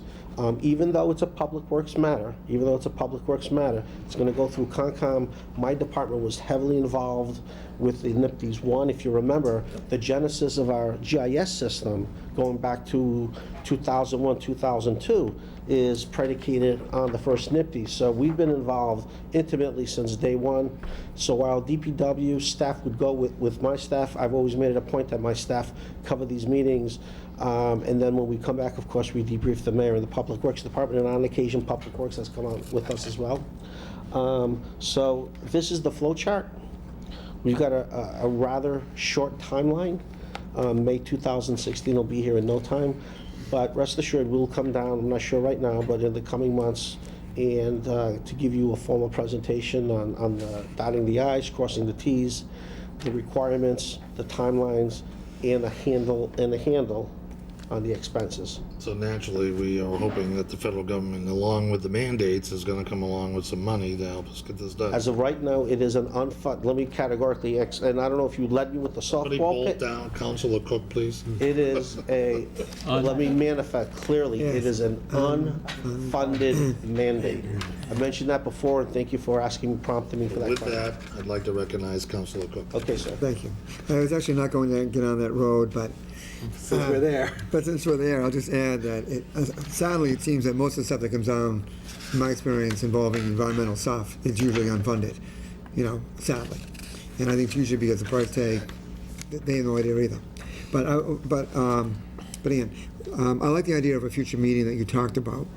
And I had two questions are related to that. Number one, it seems to me that in terms of by the late spring, you'll have a better idea. So this future meeting, which I agree that we could have, are you envisioning that sometime like after we know we're getting that, I know that the June date's tentative, but after we get that permit, would that be the appropriate time? No, I actually like to come before the permit takes I do effect. that, okay. Yeah. And second of all, Because, and here's why, is once the permit takes effect, the clock is ticking. okay, And I'd hate to come down, well, I mean, if it comes to that, we will, but my game plan with Tara is to come down to you before the effective date of that permit.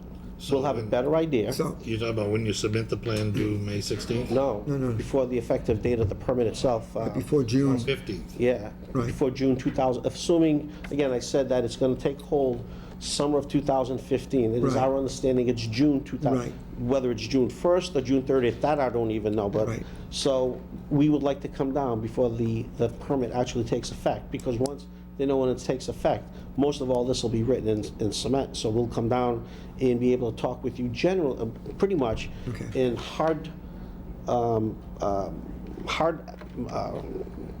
topics of discussion. Right. The only thing, like I said, what we probably won't have a very good handle on is the expenses. right. Okay, if I may, my follow-up question to that You have would the be, floor, Counsel. thank you. I think it's the chair.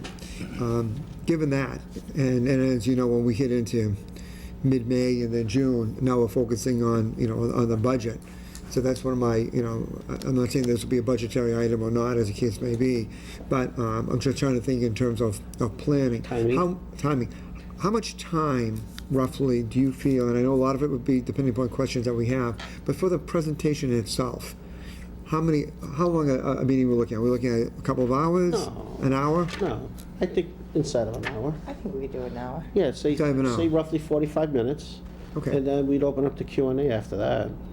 So what I thought I'd do is clearly I'd go through the mayor, so the mayor would Right. communicate with you in terms of finding the Right. best point in time, given, what's coming down with the Right. city council, with the budget and so forth. Right, and that's what I'm trying to figure out, just from a planning point of view, in terms of working the same, whether it be an extra night, or we do it, for example, on a committee meeting night, for example. That's your call when you'd like to have Exactly. us. So that's your why I call. was just trying to figure out in terms of how much time you needed, because if this is gonna be one of these things, it's like a 3-hour meeting, then we'd probably do it on an off night, but, under an hour, I'm figuring that on a regular committee meeting night would be the appropriate time. So if we do Actually an do it. hour for 45 minutes to an hour for the presentation, I'm not sure how well versed you're gonna be, because we're gonna come down with so much information. Right. You're probably gonna have some fundamental questions. I suspect that after you take in what we've given to you both in verbal presentation and what we have for handouts, you'd probably want us to come down again after you take Exactly. that in, absorb it, and then really get your questions ready perhaps for a second meeting. Right, that's what I was thinking. I was figuring the first one would be kind of like an intro, and then there would be a secondary one, which would be a little bit more in-depth.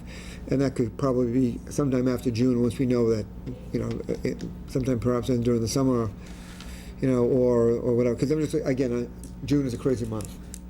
Okay. Completely. And that's my, as I said, just in terms of getting this going. In fact, we're probably going to start the budget mid-May.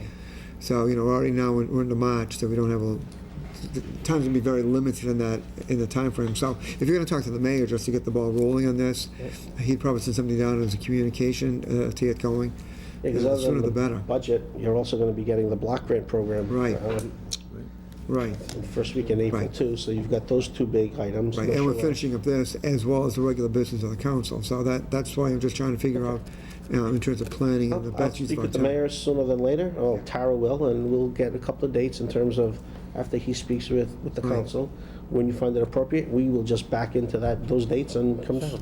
Right, because, tomorrow, if nothing, I'm not saying that'll be tomorrow, but after tomorrow, there's only one more regular meeting. Granted, things can come down to a special, but there's only one more regular meeting scheduled in March, and that's 2 weeks from tomorrow. Yeah, we won't be So- ready in 2 weeks anyway. So then if we're looking at sometime in, probably more in April, for it coming down, so, that's my only concern, so, okay, thank you.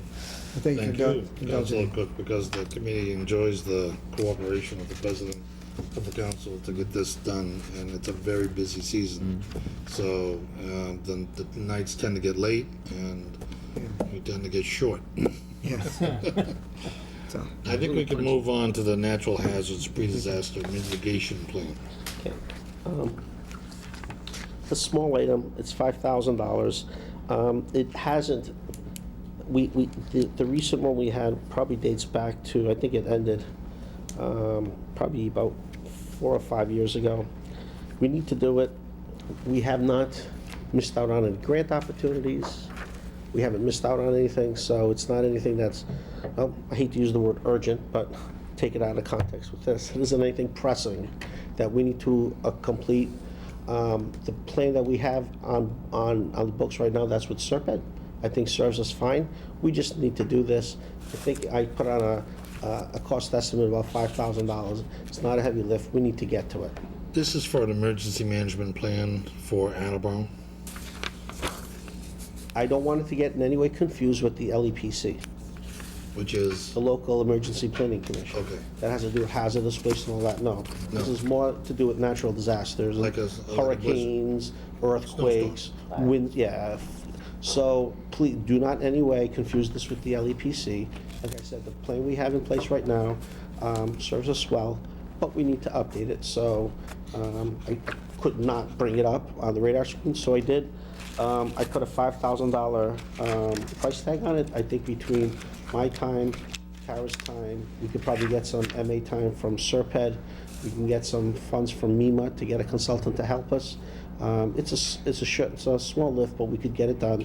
But I just want to tell you that we should get this done in it's that just to time. update the plan Yes, sir. so that everybody knows what to do when the disaster hits. Yeah. Councilor Denley. Well, this is fortuitous timing because it's actually going through the council right now and it's in my committee. Ms. Thibodeau introduced business shockingly similar to this about 3 weeks ago. And I plan in the next 2 months or so to start getting yourself, the city solicitor, and the mayor involved in helping me craft a way that we can kind of come up with a better city plan and for exactly this, for winter emergencies, if we get a random hurricane, even though we're in New England, earthquakes, things like that. And it's all started with Mr. Thibodeau's new business, kind of focusing on the blizzards. So just so you're aware, I know it's a 2, but plan to hear from me about something similar to this in the next couple months. That's odd, because when I get the council votes from Linda, I always see anything that affects my department, but I read all the votes, I can't It recall was new this one. business. New business. It's new business, so it was placed in the ordinance Oh, committee. no wonder I didn't see That's it. how- Oh, okay, I thought it was in the council, you voted, oh, no wonder I didn't catch it yet, okay. So, All right, that makes sense then. we could kind of do this thing, and I don't know, I'd have to talk to many different moving parts and department heads and the mayor, but we're kind of working on it, and if it's a number 2 for you and you're going to be working on it soon, expect that you and I will be working together on this. Yeah, so thank you. Yeah, because if I may, Mr. Chairman, what we were talking about getting done on the committee level was to gather information from MEMA to go ahead and help the emergency management advisory board that we have in the city to try to set up some kind of a plan in advance of the snowstorms and the other things that would happen, so that when the governor goes ahead and declares an emergency for the state or for Bristol County, anything that would include the city of Attleboro, then we would have a plan Chain of ready events, to right, yeah. implement that we could, might even be able to get some money back for, since it's been declared as an emergency, and where that might lead us. So, not to get off the topic of the capital improvement, but just to expand a little bit on what Councilor Denley was saying about what the reason for the new business was, to try to get something on the local level that could be implemented. Yeah, when maybe we could necessary. use this as a foundation, at least a really good resource, because it's for Attleboro. Yeah. You know, so it's not a generic one for the region, it's specific to Attleboro, so we can get you a copy of what we have right now, and maybe once you get a little more footing on this, we could just share that as a document, so you could read through it and see how I see it might. this is very positive. I spoke in favor of the new business when it came out because I experienced a fabulous system in Taunton, which is, Taunton tells me instantly on Twitter, on my cell phone, exactly what's going on in City Hall, in parking bans, delay of school, postponing of City Hall. It's stunning. And I plan on putting on a demonstration for Councilor Denley. But I think the council and certainly the committee has a big interest in this plan and is willing to put more resources into it if that's what the plan calls for. So I'm speaking for the committee, but based on what happened with the new business and I think the enthusiasm that Councilor Denley is showing, I think these 2 tracks are going to be very positive. Very good, okay. We can move on to Angel Park. Oh, I'm sorry, downtown streetscape. This would be phase 3. And if you read about a third of the paragraph down, the project area, Phase 3, consists of North Main Street from Mechanic Street to Fisk Square and Bank Street from Park to Sanford. At this point, I think everyone's pretty familiar with the amenities that we designed into it. So that would be design and construction. Terrific. No comments. Go on to the, yes, Councilor Bill. Regarding the previous streetscapes, we had, like the one, crosswalk that's been completed and paving that was gonna go on after some of those other pieces. When is that stuff gonna happen? Yeah, we are not going to do the crosswalk that's right now between, that's on Union Street, Yeah. between, say, the City Hall Annex and the Chinese food takeout restaurant. We're not gonna do that. So, we're gonna come up with a more fundamental, less expensive crosswalk that we're gonna apply throughout the downtown, and that'll be, those will be drawn. I guess that's the word, I'm not sure. They'll be demarcated once the mayor and the public works superintendent decide when they're gonna come in and repave the downtown area. That's outside streetscape. I peripherally participated in those sessions. That's all Chapter 90, Mayor, Public Works, so there's enough on my plate. So while I'd like to be aware of it, I don't know timelines as to when that's gonna happen. But I will tell you that we're not gonna do those crosswalks like that. Those are too expensive. Well, that's part of the equation, Counselor. The other one is long-term maintenance, durability. When push comes to shove, it's a lot more inexpensive and efficient to lift, I forgot what they call it, some kind of an acrylic. Can't think of the term right now. And reapply the acrylic. Then take out those stones. It's all handwork. You have to see if the subsurface is still firm, if there's any cracks in the concrete. You might say, well, why did we do it? Well, we did it because at the time we were doing streetscape, that's what the committee wanted, that's what we approved with the mayor, we moved forward.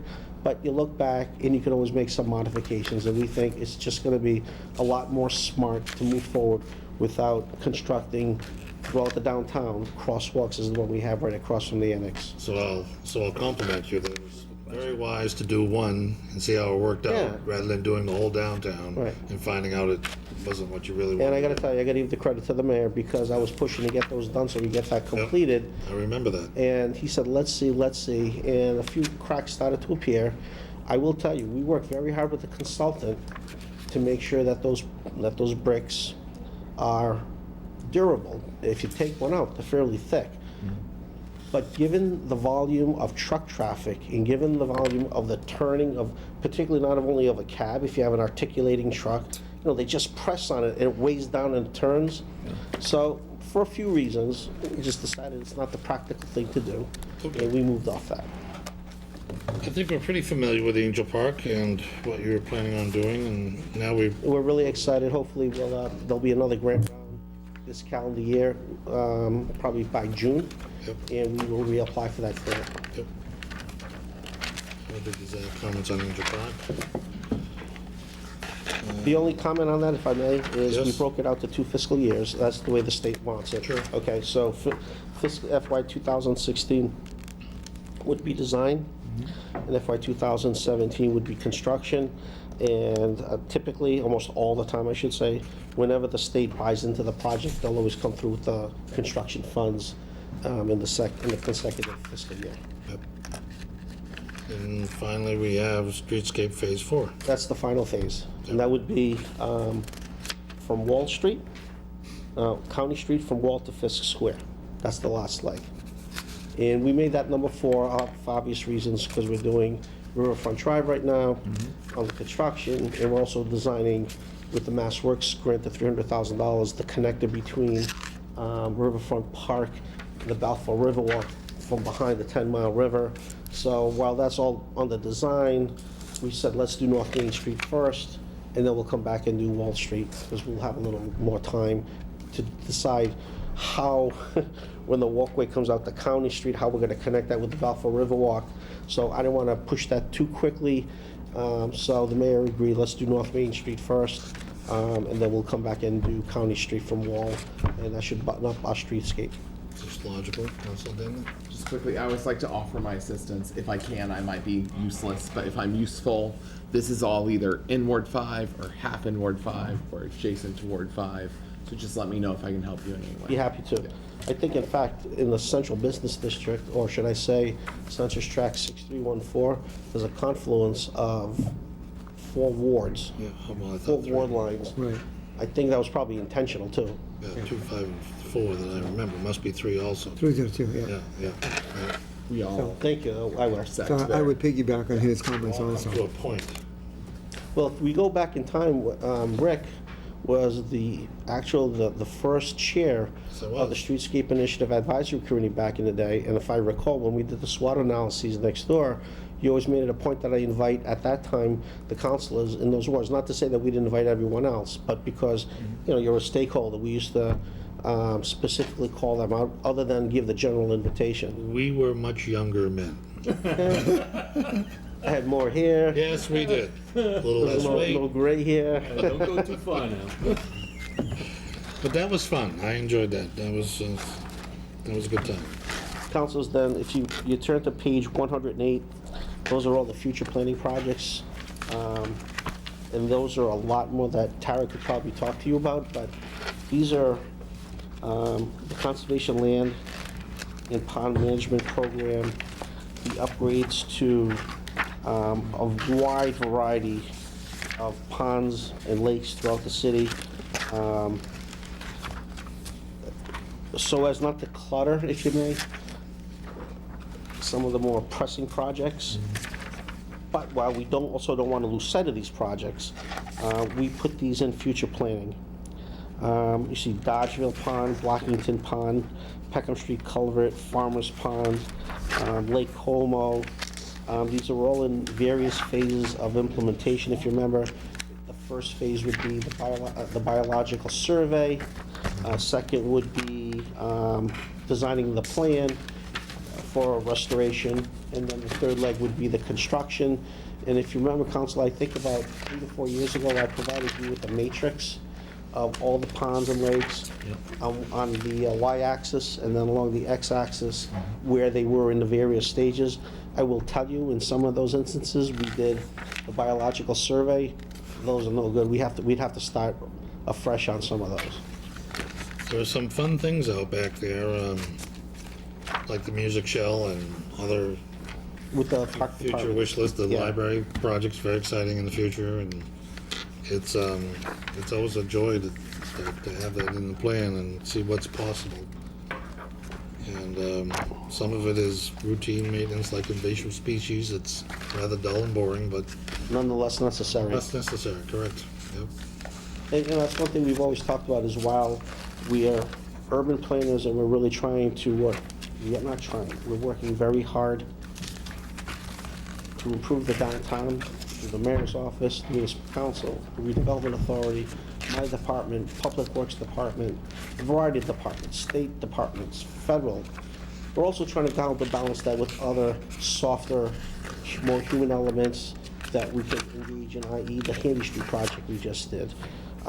There's another one coming on pretty soon that we're gonna come down and talk to you, not Stephanie, Tara and I were part of another meeting with the Mass Audubon Society and the Attleboro Land Trust, on another open space acquisition project. The improvements to our lakes and ponds. So it's not like we're putting all our eggs just in one aspect of the planning and improvements of our community. We like to think we're counterbalancing, whichever one you want to consider as the counterbalance, the urban renewal plans with our environment, or the environment with their, regardless. I'd like you to understand, and I know you know that we're moving on both fronts. And, sometimes looking from the outside in, it kind of looks like we're moving at a snail's pace, but knowing all the hoops and obstacles that we have to overcome, trust me, looking from the inside out, we're moving as quickly as we can, cautiously, so we don't repeat, get new expenses. We didn't anticipate this, we didn't anticipate that. It happens once in a while, but I think we're moving at a fairly decent clip on both fronts, in my humble opinion. Well, I think we can conclude with once again thanking you for delivering the book in a timely manner, because that certainly impressed the council a lot. It was unexpected and was delight. It's a wonderful job. Thank It's a you. great book. Thank Okay? you very much. And we'll do the same thing for this fiscal year, so, Thank you. calendar year. Right. Okay, Thank you. Thank you. thank you. Fire department is next, and it starts on page 30.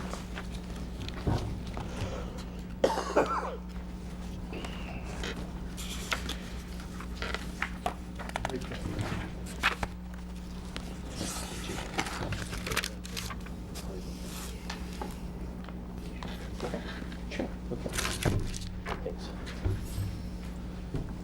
Welcome, chief.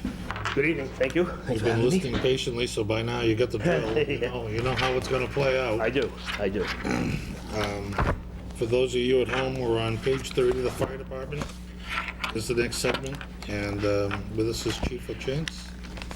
And Chief, you're gonna just embellish our knowledge with what's not in the book.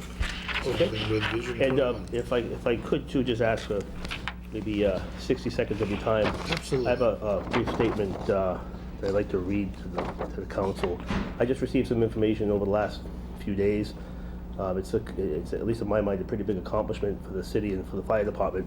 So I want to share it with you because it does tie into the capital improvements plan.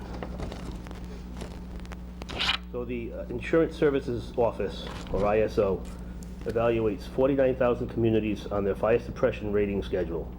This data is used to assign a public protection classification for each community. If you remember, I talked about that a little bit during the reorg. So ISO's public protection classification program is used by most insurers as part of the overall decision-making process when determining insurance rates for residential and commercial properties. The ISO PPC rating is based on a scale from 1 to 10. Class 1 is the highest rating a community or fire department can receive. For many years, the city of Attleboro had a public protection classification of 4. As of April 23rd of 2013, our rating was a 4. On February 23rd, 2015, ISO concluded their update and updated the PPC classification for the city of Attleboro and assigned us with a rating of 3. This rating will be effective June 1st of 2015.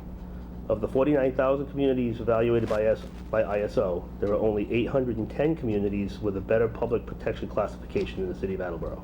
Congratulations. And it's important to note that what that means, I mean, the numbers, they sound great, and they can mean different things, depending on who you talk to, where you get your information, where if you Google different things, you can find some information.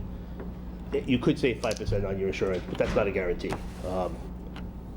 More with commercial properties, we're very fortunate that, the difference between if you had a rating of a 9, which is very bad, and you go up to a 7, obviously the savings would be more. But that's an important thing to keep in mind. The other part of that is it kind of quantifies all of the things that we did as part of the reorg and what we've done during the last year, kind of a benchmark to see what did we actually get for what we're trying to accomplish.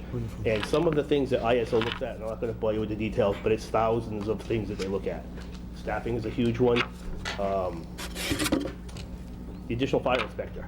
They actually have a section in their rating where they evaluate the fire prevention capabilities and division of a city. That's a new thing that they evaluate, and we got almost the maximum credit for that. Same thing with having a formal fire investigation team. One of the things, and I don't know if you all recall, remember I have a small line item budget for fire investigation. These guys that are on that team are going to the National Fire Academy or the State Fire Academy. They're being certified to be inspectors and the fire investigation. We're getting almost maximum credit for that. Some of the other things that really tie into what this honorable body has been generous enough to approve for us are things like equipment. The PPE, we had that 4-year, 4-phase plan. So one of the standards now, and ISO ties into all of the NFPA standards, and if I brought you the NFPA standards, it's $100. It's nobody will live long enough to ever read it all, but they tie into those standards. And all of the gear that we've had updated is supposed to be 7 years old. We used to have people with gear. It's not uncommon all over the country. People have gear that's old because it looks cool to the firefighters to have old dirty stuff. But the truth of the matter is it doesn't work anymore. And one of the standards is new gear. That was actually something that was cited in the report. So there's a lot of things that we've been able to do. So putting us at a 3, and we're actually this close to a 2. So there's a few things that we can do that actually have limited cost. Some of them involve training, some of the things we can do without really any additional resources. And if we're fortunate enough to get those accomplished, I could actually contact ISO and request a rating. They typically do it 10-year intervals. But if I think there's a reason for us to ask for them to come down and do it again, they would. And as it stands right now, unless this has changed since they've been updated, only one community in Massachusetts is an ISO rating of 1, and that's Cambridge. Now, I don't know what that means for a community, but I know it's one of the things that the mayor is always interested in, is making Attleboro something different, and making it a little bit better, and I know you all share that. That's my, my goal for the fire department, and I think this is one step towards that. I don't want to give the impression that it means everything in the world, but I do think with a challenging economy, to actually improve our rating from a 4 to a 3 is something we should all be proud of.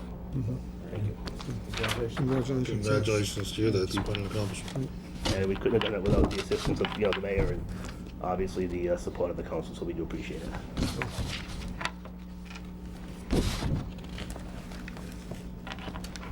If you prefer, I certainly can just go right through them in order. Right through it, If if you think I'm going a little too quick, stop me. If you think I'm going a little too slow on one of them, speed me up.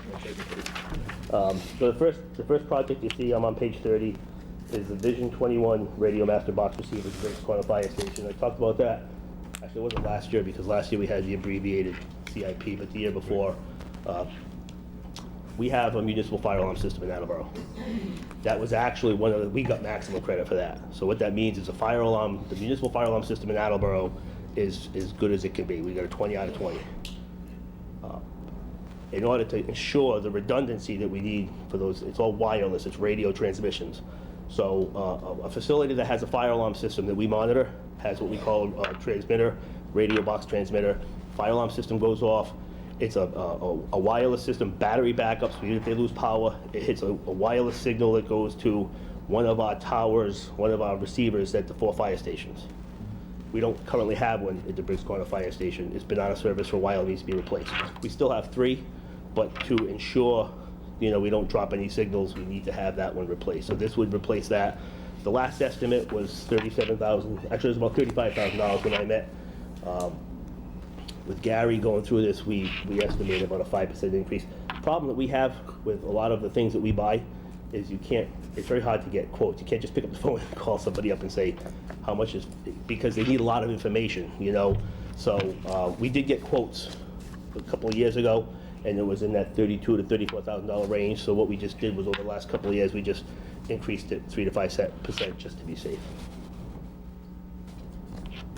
Okay, the next one is replace engine 4, which we have listed as a priority 1. And again, the estimated cost for that is $475,000. The last fire engine that we purchased, I think it was 2012, 2013, was about $370,000, but it was stripped. It had no equipment. One of the things that we don't want to get into, if we can avoid it, is constantly putting old equipment back on a new truck. It's because you run into problems with the reliability, and there's new technology and all of these things. So, and again, this is an estimate. The problem with the fire engines is they're typically custom made, because we have our compartments set up a certain way. We don't want to have a new fire truck completely different than the existing ones, and we have dimensions and widths and heights and how much water we carry. All of those things are customized for our department. So those prices can fluctuate. Another huge problem, it's probably if I would imagine DPW and some of the other departments have already discussed this with you folks, is that EPA has put extensive restrictions on emissions for diesel, which is killing the fire service. It's brutal. This is a thing that all the chiefs in the county are concerned about. It's going to add 10% to the cost of the vehicle, but more importantly, it's going to add to the cost of the maintenance. And the bigger fear is that these vehicles, because, and I'm not a mechanic, so certainly don't take me out of context if I say something that's not completely accurate, but one of the things that was presented to us by a Pierce manufacturer was that these new emissions are going to have high pressure fuel systems. Maybe 1,000 PSI or something crazy, only for the component to do with the emissions. You have to have special training and equipment to work on that. The days of just the typical mechanic, and warranties are going to be voided on most of these new vehicles if the service isn't done by the dealer. This is becoming a trend. I can only speak for the fire service. I don't know if that's going to be the case for trucks for DPW or whatnot, but this is something that we're obviously concerned about. We're working with different lobbying groups and FCAM to see if they can, get us a waiver for, fire apparatus, but it doesn't look too promising. So just keep that in mind going forward. So some of these prices, when you see them kind of jumping so much, it's because now all the new apparatus has to have it. Like the new ladder truck we're getting will have all of that stuff on it. So, and that makes the maintenance really difficult. Denley, then Councilor Cook. Thank you. Yes, thank you, Chief.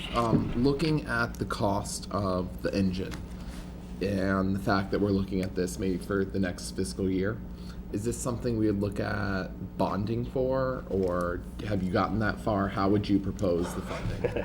I know that the mayor has been a big proponent of paying things cash, and it's been very effective. The problem with the fire apparatus is that obviously it's very expensive, and it's best case scenario, you can get 25 years out of it. A better option is 20 years. I mean, this stuff has to be reliable, and the truth of the matter is that once they're over 10 years old, you're never surprised if there's a mechanical failure.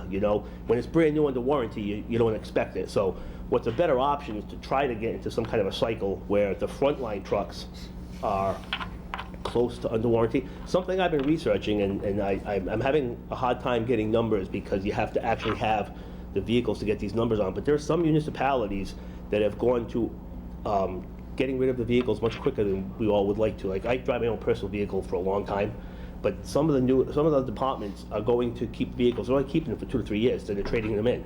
And the reason they're doing that is because they've determined that the ongoing maintenance costs of having something out of warranty, and it's the hassle of bringing it to these places and all of this, may not be worth it in their situation, so they're getting rid of them quicker, almost like a lease, and only keeping them for 3 to 4 years.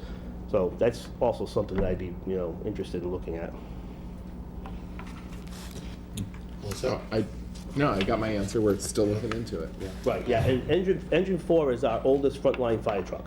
It's a 1998, so it's pushing 20 years, And I do have I have it on my cell phone. I do have the hours. If you're interested, I can give them to you. But that truck has close to 6,000 hours.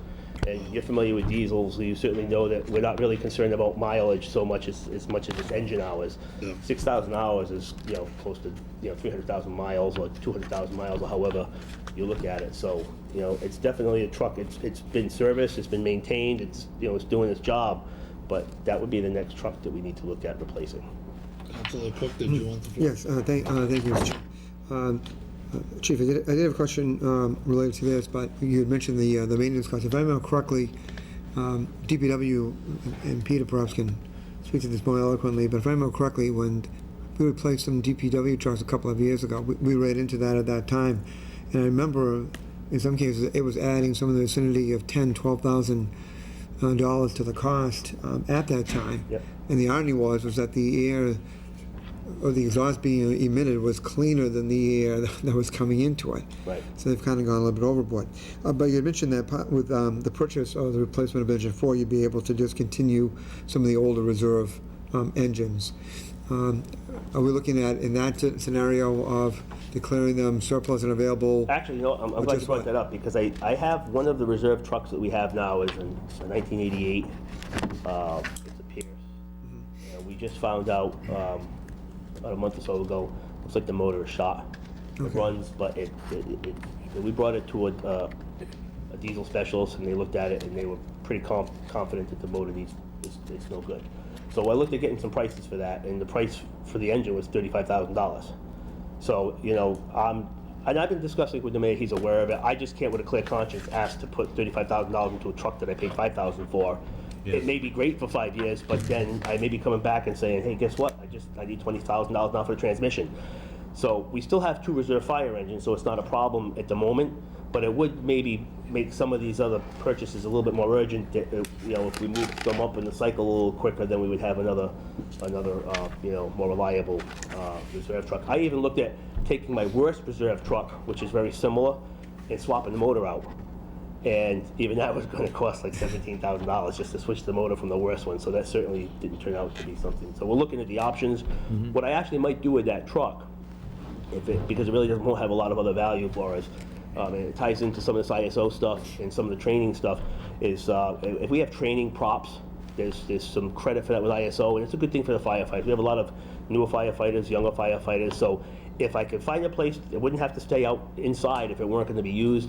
There might be some value in keeping that as a truck for, training, not that they're gonna drive it, but one of the things they like to see is a cutout of the pump. So we'd have to get an acetylene torch, or maybe we could get the high school shop, somebody to cut the pump right in half. We'd have some props, so that's also something. So you may actually not see it come down here as a surplus request. You might, but if that works out, you wouldn't see it, and that would be what I'd be doing with it. Okay, thank you. Very good. Septic system at Briggs Corner needs to be replaced. This is bad. This one's driving me crazy.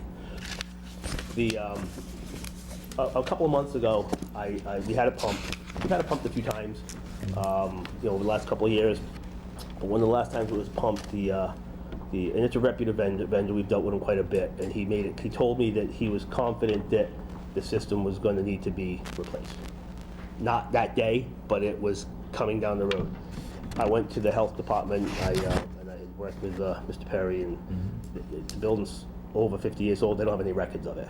So that septic system's at least 50 years old, and nobody's really positive where it is, although we have a good idea. We're fairly confident that most of it's under the driveway at the rear of the property. Of course.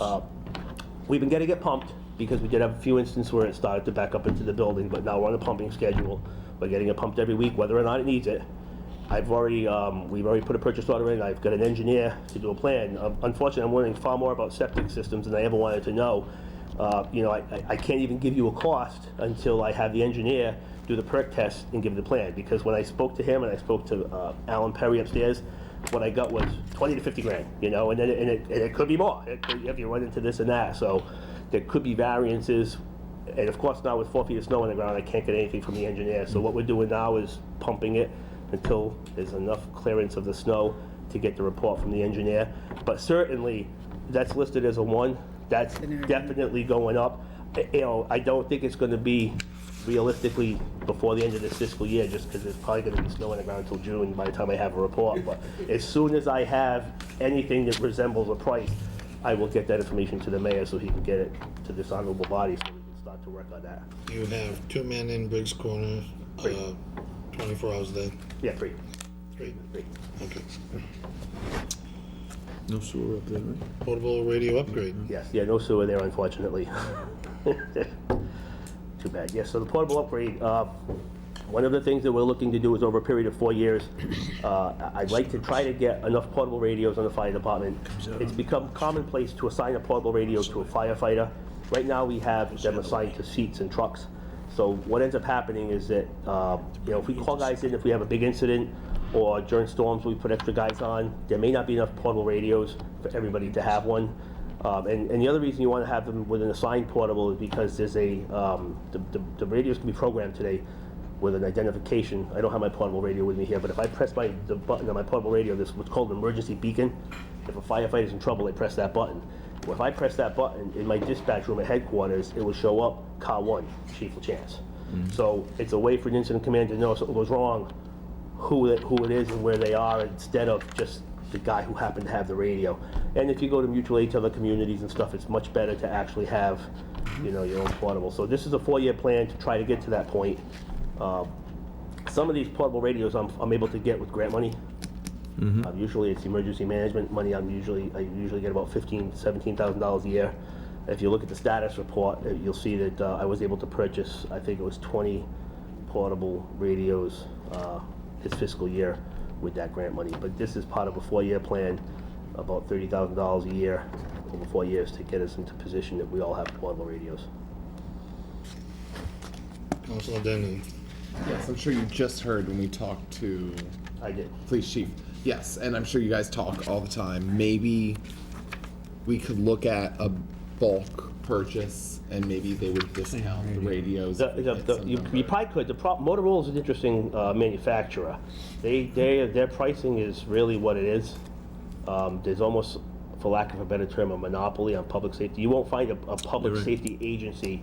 You very rarely find them using anything other than Motorola's, but I'd be certainly willing to do it. Yeah, most You know, certainly. buying 20, they give you a little bit better price than when I buy 5, so I'd be absolutely open-minded to working with the chief to try to do that. Yeah, and the police chief's looking to buy about $85,000 worth, and you're looking to buy about 369, 120,000, so that's $200,000. $200,000, right. I would guess they'd be willing to. And work this is with you. something, I had put in for an AFG grant this year for portable radios. I don't expect it. I didn't hear anything back yet. The problem with the AFG grants, that's how I got the grant for the fire hose, is I don't want to say it's a flaw in the system, but the AFG grants are designed so that the worse a city manages their resources, the better off you'll do for the grant. So, unfortunately, one of the key components of the grant is I have to provide evidence of a financial need. And, you know, I mean, I'm being honest and reasonable. The city's, compared to other communities, has done well, been very responsible. It's not always, unfortunately for us, it's not always easy to prove that financial need. And the other problem with those grants is your equipment, even if it's out of the standard, the worse out of the standard it is, the better it is for the grant. Give an example of fire engines. I'll never get a grant for a fire truck because they take the average age of your fleet. And if the average age of your trucks isn't at least 25 years old, it's all checked electronically. Your application just goes into a pile that never gets looked at. So those are the things that you kind of learn when you go to some of these seminars of what they're actually looking for, so you don't waste your time with the resources. But I do think in subsequent years, I think that the radio grant is I think a grant for radios is something that we might be able to pull off. Councilor Thibodeau. Thank you, Mr. Chairman. Chief, the fact that Attleboro has been designated as a gateway city because of the configuration of the different nationalities that we have in the community, I'm wondering if that might meet some of the criteria that the finance criteria doesn't meet, because it is, if you put the two together, it does keep the overall income at a lower level. And just wondering if the requirements for becoming a gateway city would help you to fill out that grant request and give you a better likelihood. Opportunity. I wouldn't know off the top of my head, but I'd be very happy to look at it. There may be because there are very few communities that have that designation, and so there may be different criteria to be met for a gateway city rather than just a regular city. Okay, I'll look at that. All right. If you have any information, I'd be more than willing to meet with you. Thank you, sir. Thank you. Okay, we move on to Jaws of Life. Okay, Jaws of Life. So that's the extrication equipment we use to cut vehicles open. One of the things that I'm trying to do going forward with the capital improvements plan, if you hadn't seen this for a couple of years, there's a lot in this plan. What I'm trying to do is I've encouraged the members of my department who I have in charge of equipment. Captain Al Morant is my equipment guy for the fire department. I've been working with him for a couple of years to get him, in the old days, the mindset was, we need this, go to the chief, this is broken, we need a new one. I've got him to understand that we have a 5-year process, that there's a cycle that we use, and certainly if it's an emergency, I'm comfortable. If something's really an emergency, I can come to the mayor and come to this body. But it's a fair question if somebody says, how come you didn't know about this? If I should have known about it, that's a fair question. He's been working really hard to start to come up with ideas of what we need to start to replace. The Jaws of Life, the reason that that's important is we have the same manufacturer, but we have different styles of equipment. There's something called a power unit, which is a big hydraulic machine. So each of our 4 engines, and we run those on the fire engines, each of those is a little bit different. And the cutting tools are a little bit different. And one of the things that they stress in the fire service is that, consistency, for a bunch of reasons. Maintenance, repairs, but also for the firefighters that are using it, the time to kind of realize, oh, this is a little bit different than what I'm used to using, is not at an emergency scene. So what this will allow us to do, a 4-year period, I put this in another 4-year plan instead of putting it all at once, because he was comfortable that over 4 years that we could get the same manufacturer, the same models, the same type of equipment over a 4-year period of time. This would basically allow us to replace all of the extrication equipment on all 4 fire engines. We do something different too here that some communities don't do. Some communities have a heavy rescue truck. The heavy rescue truck is good in communities that have a larger fire department. The heavy rescue truck can't suppress fires, it doesn't carry fire hose, it doesn't really have water. They function as firefighters and firefighters at fires, and they also go to, significant car accidents. They're kind of specialized, but we don't have that luxury with 4 fire stations, and I couldn't take a fire engine out of service to put a full-time heavy rescue truck in service. It would not be the best thing. So what we do is we put that equipment on each truck, and those firefighters just have to be able to do that. And we've actually had a couple of times in the last few years where we actually had 2 accidents at the same time that required the jaws of life. It doesn't happen common, doesn't happen often, but that's something that if you need it, you don't want to take a chance. So the new Jaws of Life is going to be more adaptable to different circumstances to accommodate the various. What they do is, some of the things happen is, as the cars, newer vehicles have different configurations. They have different material makeup. Some of the metal is a little bit harder to cut. They have hardened steel in different parts. Some of them, everything's just smaller. So the old equipment was big. The actual cutting tools themselves are big and heavy. They can weigh 100 pounds. It's like a big giant pair of scissors this heavy. The newer ones are, half the size, half the weight, twice as powerful, and can do twice as much. So there's a whole bunch of benefits. It's not just that they're easier for us to utilize. They can actually get into places that we can't. There's a thing called a spreader, which will actually, you can lift a vehicle up with it. So there's a lot of things that the equipment can do. I saw Council Pricker first, and then Council Cook. Thank you, Chairman. I must apologize, I'm not an expert as it pertains to the Jaws of Life, and I'm grateful for that. So do we have four Jaws of Life? Yes, Do we every have fire engine 12? has Do we Jaws have- of Life on them. Okay, so just one per. We don't have, it's something that's a permanent part of the fire engine, or? Yeah, well, you can take it off, but it's essentially mounted in there. Okay. And what it is a big motor with hydraulic fluid and hoses that pressurize cutting tools, and instead of air, they use pressurized oils, much more powerful, and a 200-foot reel. One of the newest things, and this is on our new fire engine, engine 2. Now in the older equipment, the reels, the hose is just kind of thrown in the compartment, and you have to take it out and you have to drag it out. The new stuff is on a hose reel, so we can get to an incident. They start the Jaws of Life. Somebody takes the tools and they can walk up to 200 feet without anybody spreading anything out. The newer equipment, you can run 2 tools at the same time. The older equipment, you can't. It's only one or the other, and then you have to switch. So those are just the little things that make them more effective. Thank you. You're welcome. Council Cook? Thank you. So Chief, I just want to make sure I heard you correctly. So in the 4-year plan, we'd be getting one in four consecutive years, one for each. Yes. Piece of, but it would be the same. Yes, it'd be the same, yeah. So there would be a certain, all right, because right now, if I heard you correctly, we have various forms of it. Same manufacturers, but Okay. just, newer models, and the newer ones have better features.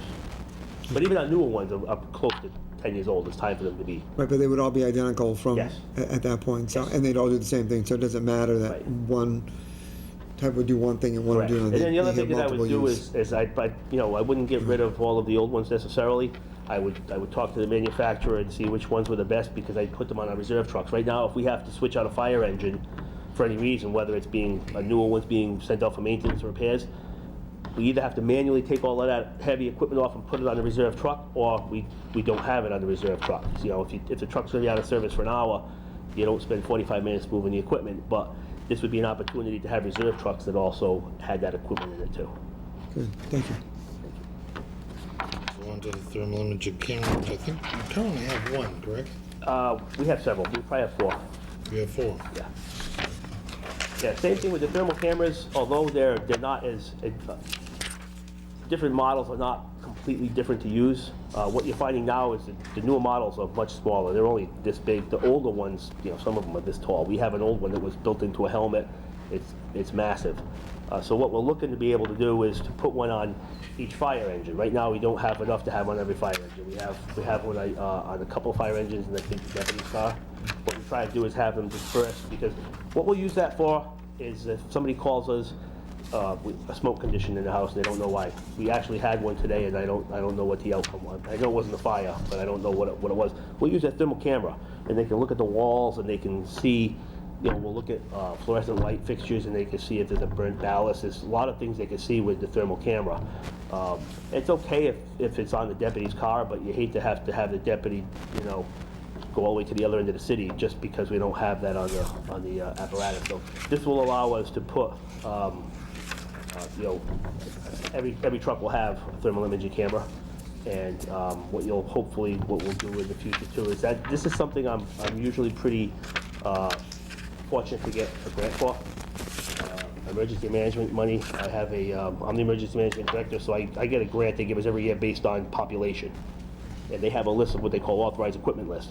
These things fall on the authorized equipment list. So I will certainly, when we get the next round of grant money, either use it for that or maybe the portable radios or something to try to offset some of those costs. This company is very innovative. FLIR, the company that invented this. Yep.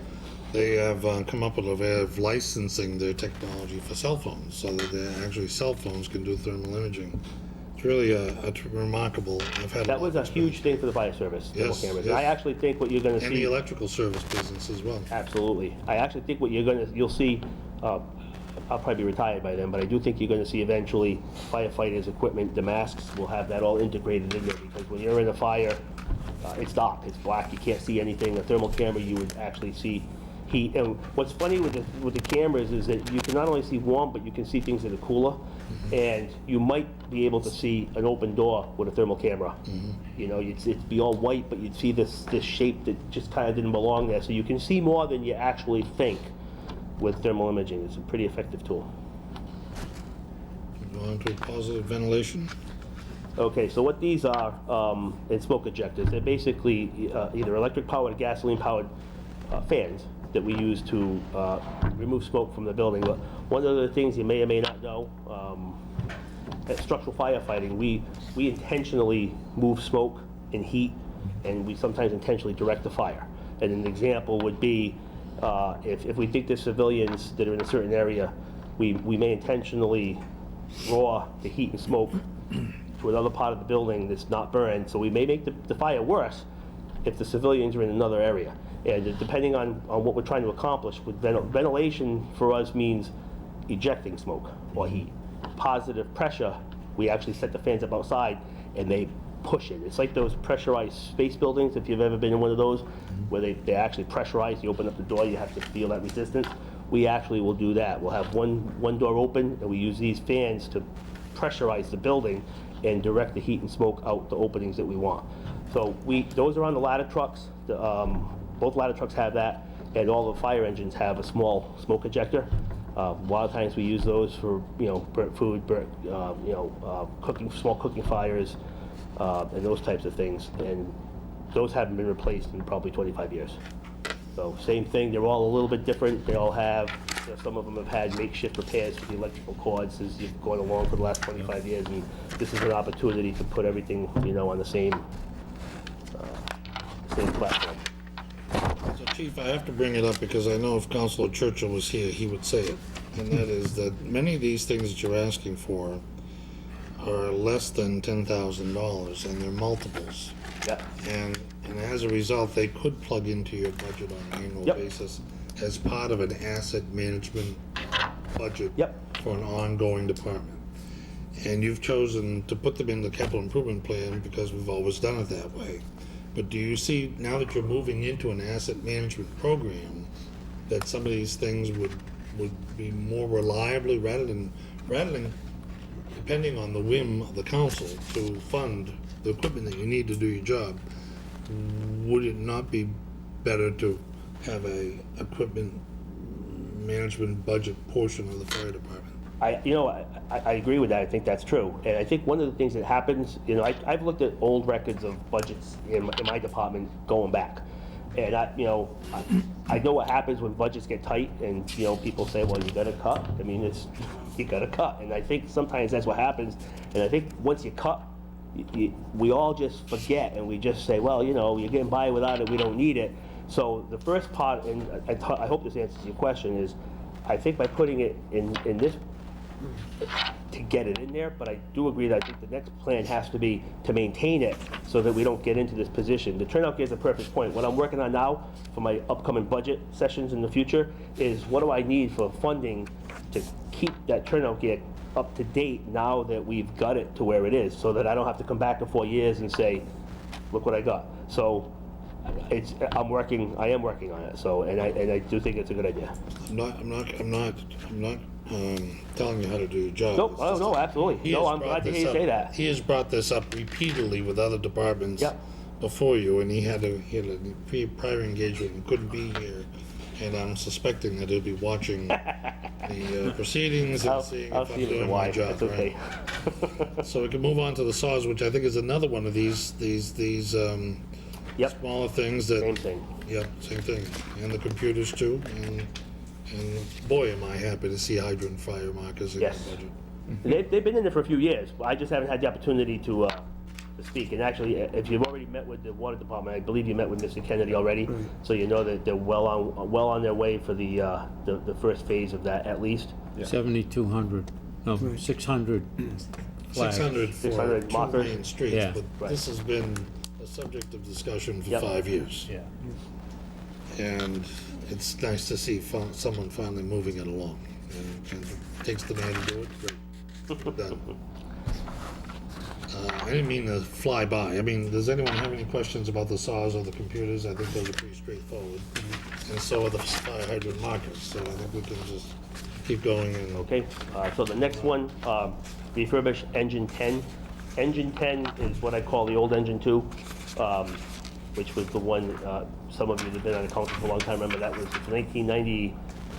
I think it was 1992, maybe 96. It's the pump and roll foam truck down South Attleboro. So that truck is pushing 22 years old, 21 years old. It's very reliable. It's our primary backup truck. What a lot of departments are doing now is they're refurbishing them. So when you refurbish the truck, it goes back to the manufacturer, and they make it relatively new. And when they refurbish it, they have to follow NFPA standards. So they can't just refurbish it up to a point. They have to, if there's new safety standards, they have to be compliant.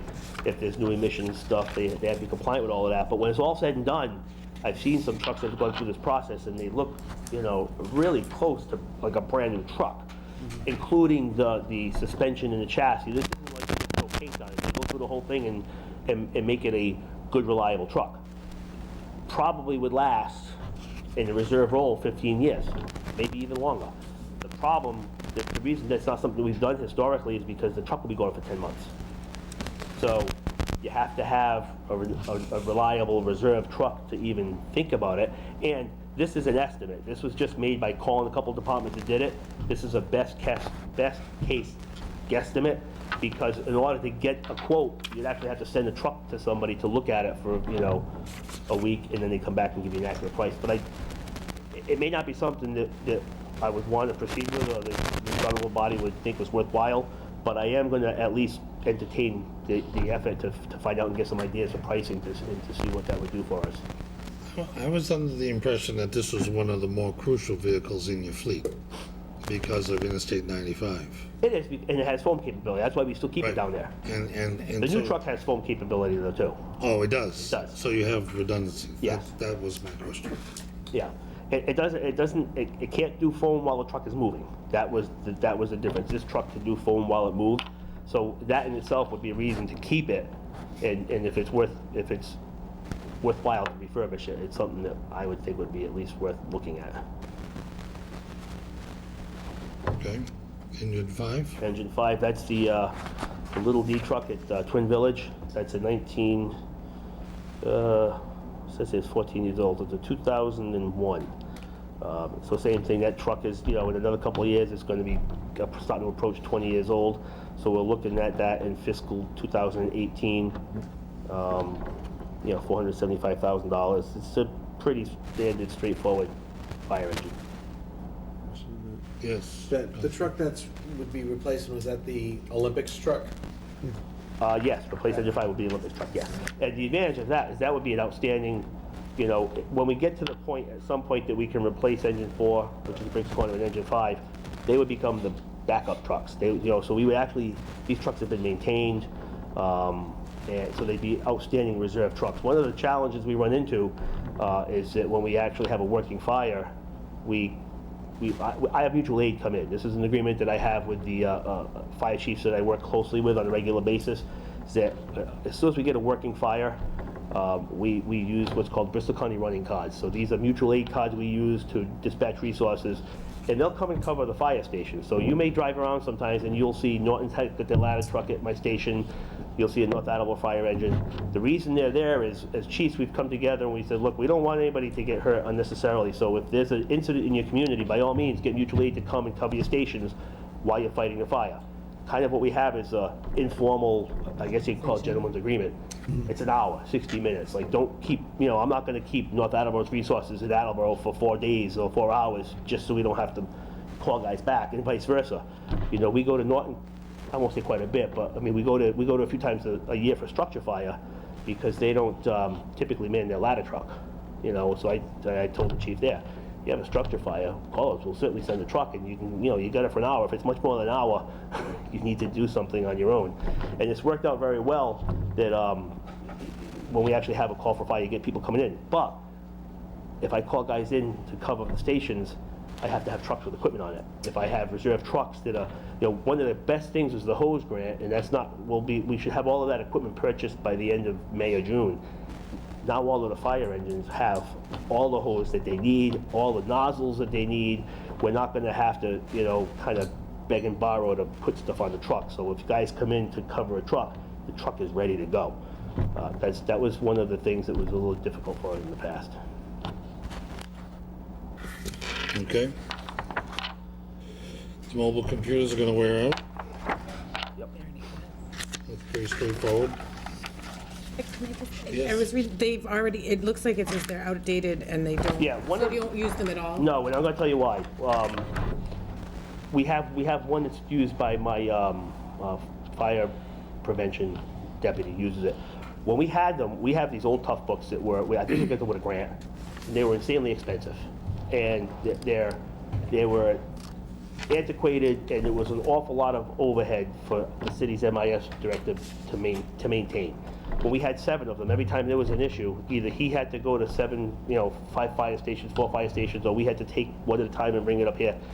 What we're looking at going forward, and I've been talking to Bill Lennox about this for a couple of years, but we're starting to move in this direction, is moving to cloud-based software. All of our stuff for fire reporting, I'm quite confident that within another 3 to 6 months, we'll have switched from something being hosted here to something that's cloud-based, so that the infrastructure isn't so crucial. And we may very well go from tough books to iPads or iPad-like computers because they're $700 instead of $8,000.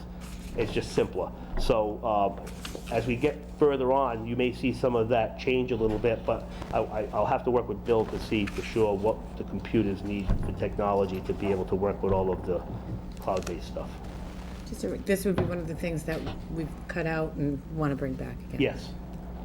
Yep, and I just wanted to have it out there on the radar so that if at some point I'm ready to come back down and make that request, that you'll know where that came from.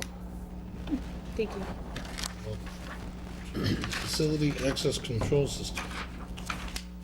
Okay, so this is, one of the things that I was looking at is the security of the fire station. Right after 9/11, there was a big push across the Commonwealth for fire stations to be more secure. Kind of faded a little bit, and people in the community like to sometimes see the apparatus bay doors open and stuff. One of the things I'm trying to do is I want to have certain areas of the fire station secure because we have narcotics in the stations and the ambulances. Now they're locked, but because of that, there's a lot of regulations with controlled substances. And we have logs and we have double locks and all of the things that we're supposed to have.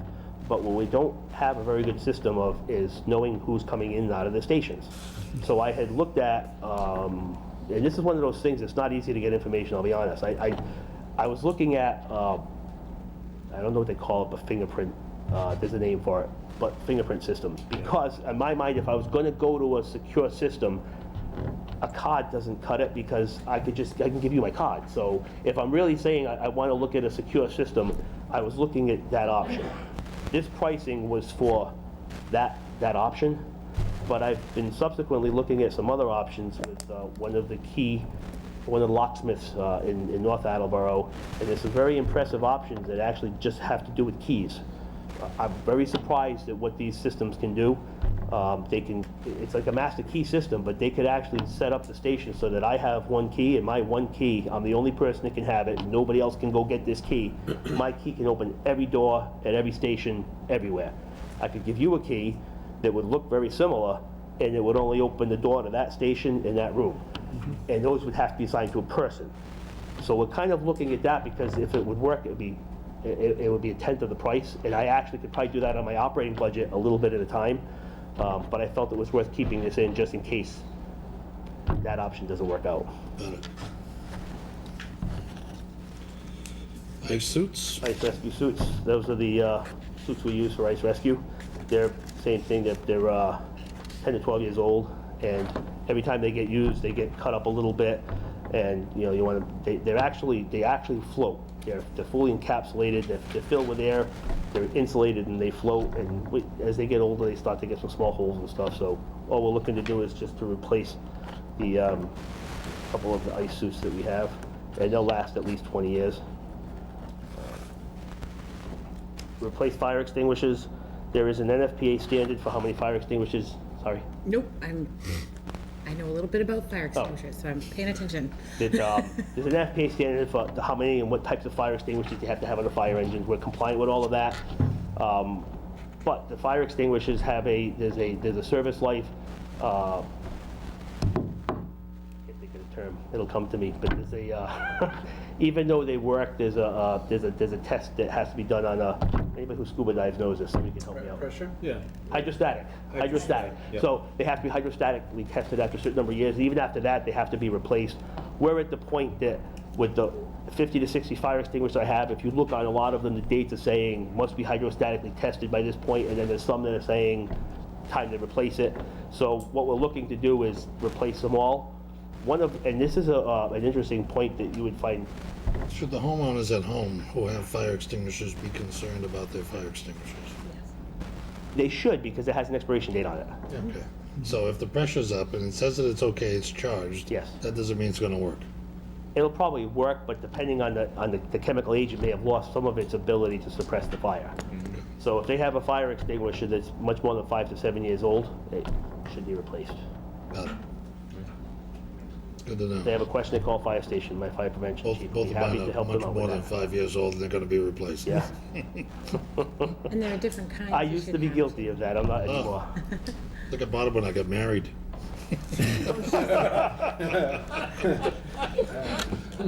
Hope it wasn't a wedding gift. Councilor Cook. Thank you. Just a follow-up to Councilor Carney's comment about replacing them.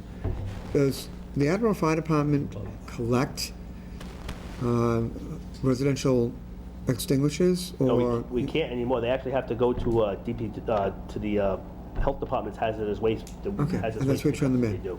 Okay. Thank you for the question. I didn't know what to do with my old fire extinguishers. Well, all of a sudden, I had this vision of people who are watching this parading down Yeah. come spring, when we do spring cleaning, to the Yeah. station with their fire extinguishers, which in many cases, they may very well have gotten, as wedding gifts, for example. I expect that you use different fire We do. extinguishers than Ours residential. are different, Yes. yeah. and- Yours are rechargeable, reusable. Yes. Okay. It's something that we've had some businesses do. If an industry has extinguishers similar to what we use, and they're no longer serviceable, meaning, they need to be replaced, that doesn't mean they'll probably still work. I can't say they're not gonna work, but I also can't say they're gonna work. We will take them as a training tool, and we'll have a small diesel container, we light it on fire, and I'll have the new firefighter go practice putting it out with that. Then when it's empty, we take that container and we bring it to the hazardous waste recycling. So if that's certainly something we can do. But if they're just looking for a place to drop them, bucket loads of old extinguishers, that we can't do. That was my Just as a concern. little tiny point on that, there are multiple different kinds of fire extinguishers that have different different purposes throughout your home. Absolutely. So there's some that are recommended for kitchen use, Yep. there's some for the basement, things like that. And So those are marked A, B, and C. If you're gonna buy one, buy a multi-purpose chem There you ABC. You can put it anywhere. Stay away from the water. sweet. You'd be surprised when you see people with water extinguishers. Yeah, it's not Yeah, good. the electric kettle. That's not a good idea. Get a dry Even powder, worse with a dry police chemical. fire. Yeah. King flares up. If we can move on to the renovations at Briggs Corner Fire Station's design and renovation. You had that in as a to-be-determined price. Yes. And based on the design costs of the animal shelter and the other projects recently taken on by the city, including the DPW yard and the water department maintenance shed, I'm thinking that this is a $60,000 to $80,000 design project.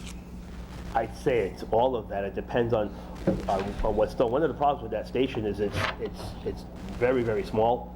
There's almost no living space. And it's a three-person station.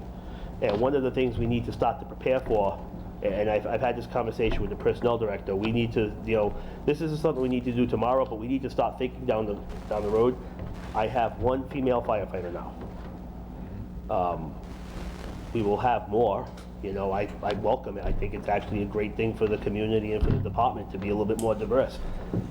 We have an obligation by law to have a reasonable accommodations for co-ed employees, and the fire stations have not been, South Attleboro is completely co-ed capable.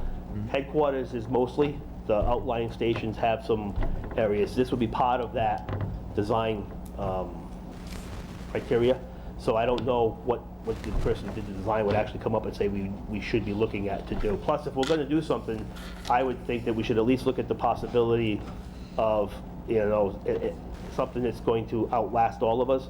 And if we're going to ever renovate a station, I don't want to renovate it for just the next 20 years. If we're going to renovate it, we should be looking at it. What might that station need to do in the next 100 years or 50 years? And one of the examples is, if you just look at what we do today, we do so many calls. Now, you can make an argument that structure fires are less, that's not totally accurate. There are actually more structure fires than we've ever had in Massachusetts. They're just smaller.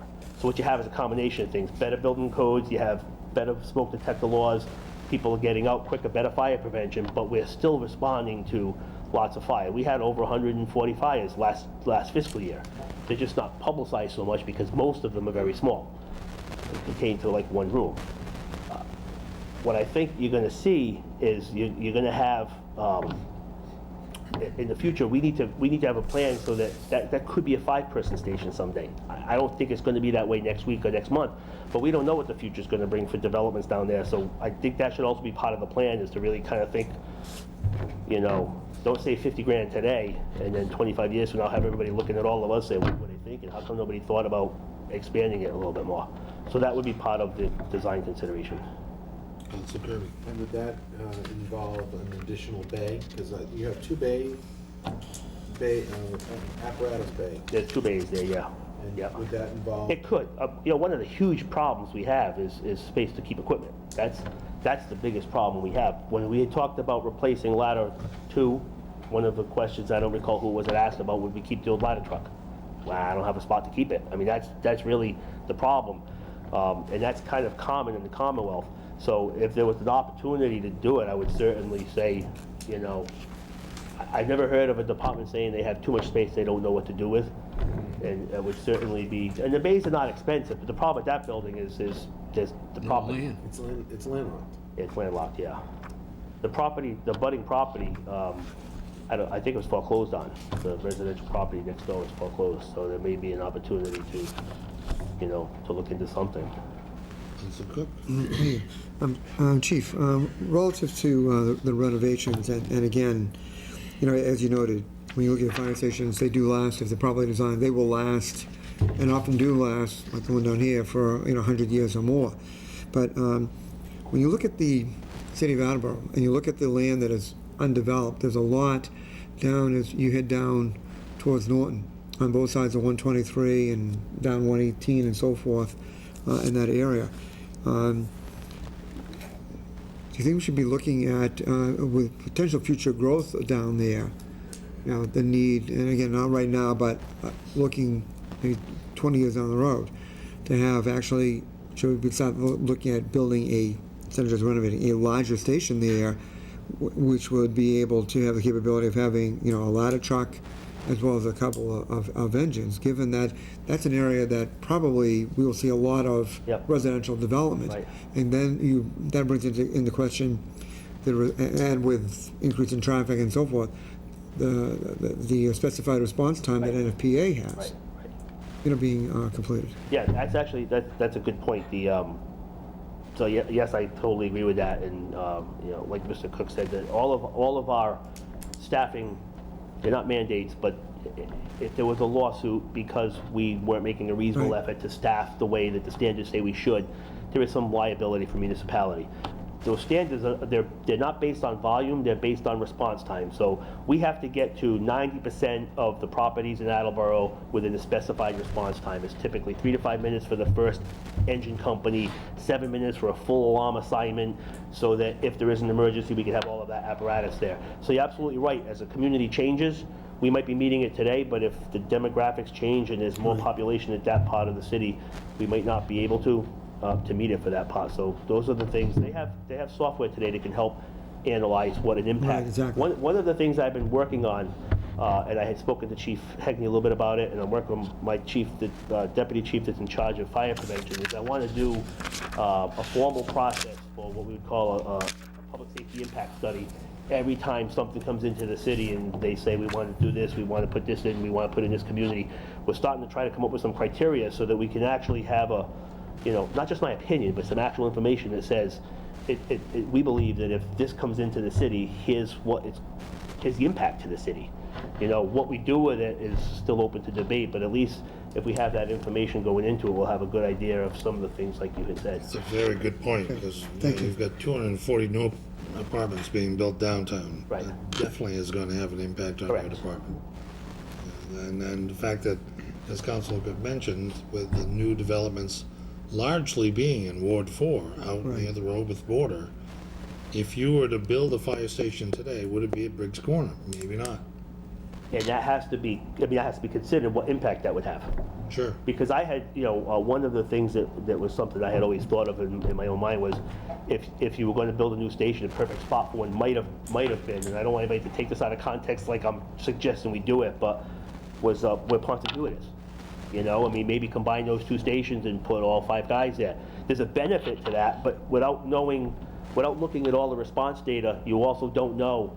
You don't want to do something that creates more problems than you solve. You want to do something that actually, solve some problems and solve some other problems, and you don't want to put yourself in that position. But those are the types of things, though, I'm interested in looking at to see. They call it a deployment model, or they call it a web deployment model, where they actually look at all of the responses we have for the city, and the software can look at it and kind of say, these are our key areas. And another thing you have to keep in mind with that is, we bought a Rehoboth. It's a volunteer fire department. Nothing wrong with that. That's a great thing.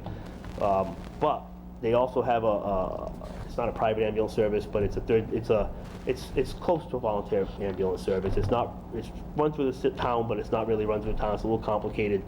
They don't always have personnel available. A lot of them are on call, so they get a call for a medical emergency in Rehoboth. You'll actually hear them on the radio saying, we need a paramedic at such and such address. We need this. As a community, we have decided that's not what we all want here for Attleboro. And while we use them for mutual aid, I don't want to rely on a community that has stations closed and other things. So we have to keep some of it under our own control. So those are all interesting points. Well, many of our predecessors had long arguments about the opening and closing of Briggs Corner Station. We're glad we can afford to keep it and maintain it. Councilor Danley? Just quickly, and I'm repeating myself all night, but I feel like sometimes I want to offer to department heads assistance if I'm of assistance. Sometimes I'm useless. But while this is in Ward 4, Briggs Corner itself is pretty much the dividing line between 4 and 5. I have most of Oak Hill west of there. So this does greatly affect the service to Ward 5. So if you need an advocate on the council, or Okay. I can help in any way, Absolutely. please do reach out to me. Okay, I would be happy to do that. Thank you. Okay, I think we can move on to Rescue 1. So Rescue 1, actually, we purchased that in, it was 2010. I just become chief. That truck now has, I'm not sure of the mileage. It's about 60,000 miles. Is this your backup number 3 ambulance? No, this is the primary Rescue 1 at headquarters. The newer one that we just bought, not the Rescue 2 we just bought. The Rescue 1 we bought in fiscal 11, summer 2010. Don't confuse me. You've got 3 ambulances. 3. Rescue 1's at headquarters. Yep, that's a newer vehicle. That one's a 2011. Okay. Rescue 2 Is the brand new one. is a brand new one. That one's at South Attleboro. South Attleboro, okay. That's the brand new one. So this one here is pushing, it's a 2010. It's already, we bought it in 2011, so it's 5 to 6 years old. So I think it's scrapping 3. Yeah, whichever one we have 5 ambulances. 1 at headquarters, Rescue 2 at South Attleboro, Rescue 4 at Briggs Corner, and then the Rescue 3 and 5 are just reserve ambulances. Whenever we replace one, what we will do is take the worst of the reserves, whichever one it is, and that's the one that we will get rid of, and then we'll take the newest frontline, the oldest frontline, I'm sorry, and put that into the reserve status. That's been working very well. One of the things that's changed for EMS, and it's, EMS is becoming a business all into of itself, an entity into itself, is we transport to Rhode Island a lot. When I first got hired here and I worked as a paramedic, we didn't go to Rhode Island. I mean, we very rarely. But they have point of entry protocols now that we're obligated to follow. So if somebody needs to be at Rhode Island Hospital, that's where they go. We'll even go to a VA hospital occasionally. I mean, there's really, the days of not being able to take somebody where they want to go is kind of gone. So if somebody, we could even transport to Boston appropriately today. If it was medically appropriate and the patient wanted to go and our medical control said, yeah, all right, if they really want to go. Years ago, those things just couldn't happen. So that puts a lot more mileage on the vehicles and the hours. Rescue 1 has, I think they told me, 6,000 hours on it already. 6,000 hours. And these are bought out of the revolving account, Yes. which has a healthy balance. Yeah, it's doing okay, yeah. I mean, there's some challenges to get through, but we're getting through. Any That's a good questions? answer. Any questions on that? It's healthier than my own account at home, business- I can tell you that. The business is the details. I got it. Let's move on to engine 1.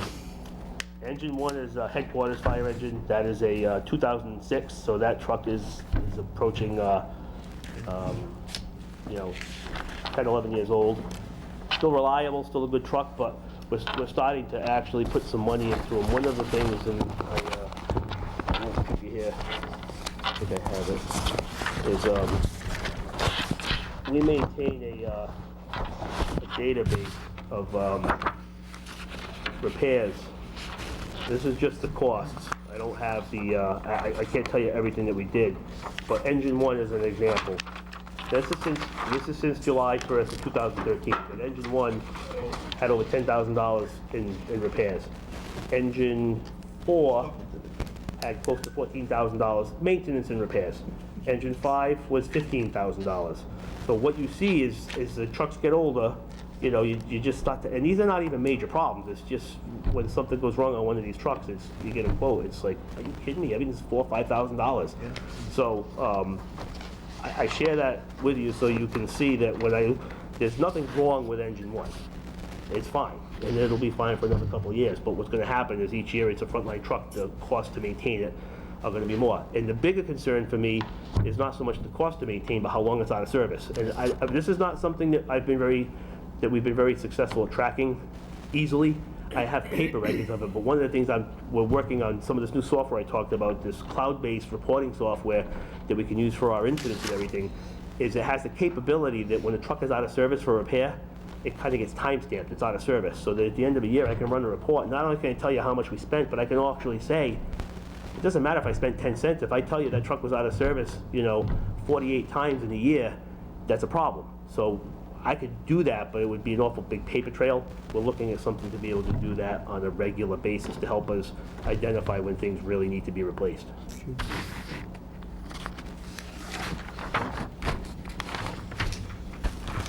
R4. R4, that's the fire alarm van.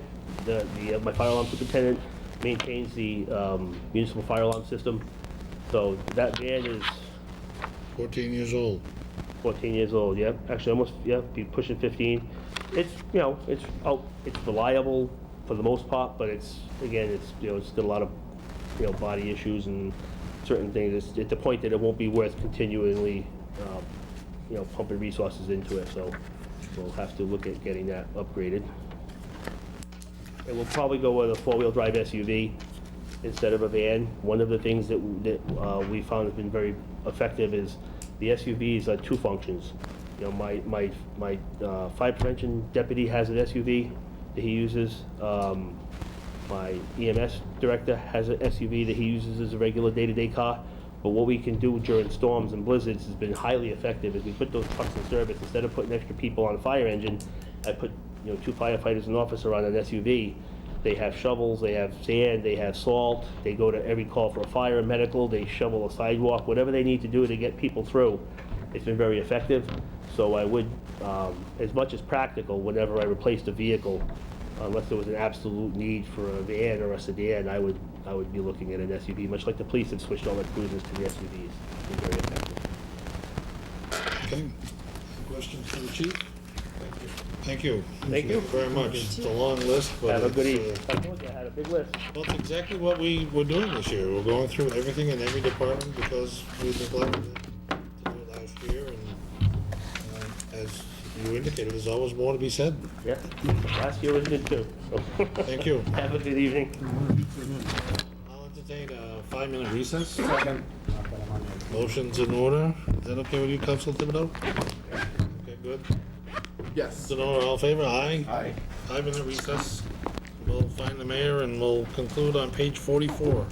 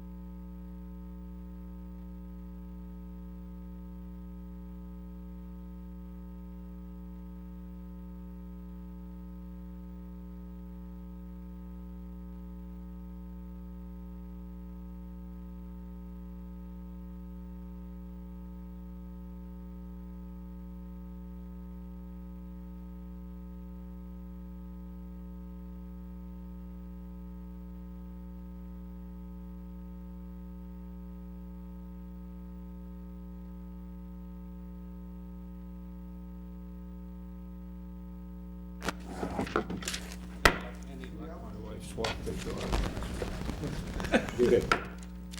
At 8:02, I declare the capital meeting reinstated.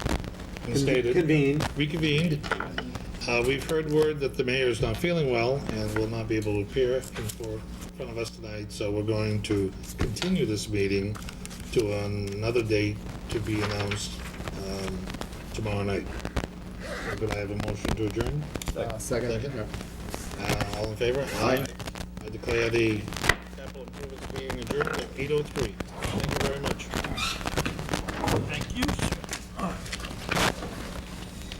Thank you, Richard. Somebody get a barrel to put here, leave the name tags here, obviously. What? Leave the Want name a tags. trash can? You mean a trash? Yeah, I'm gonna get one from over there, that one in there.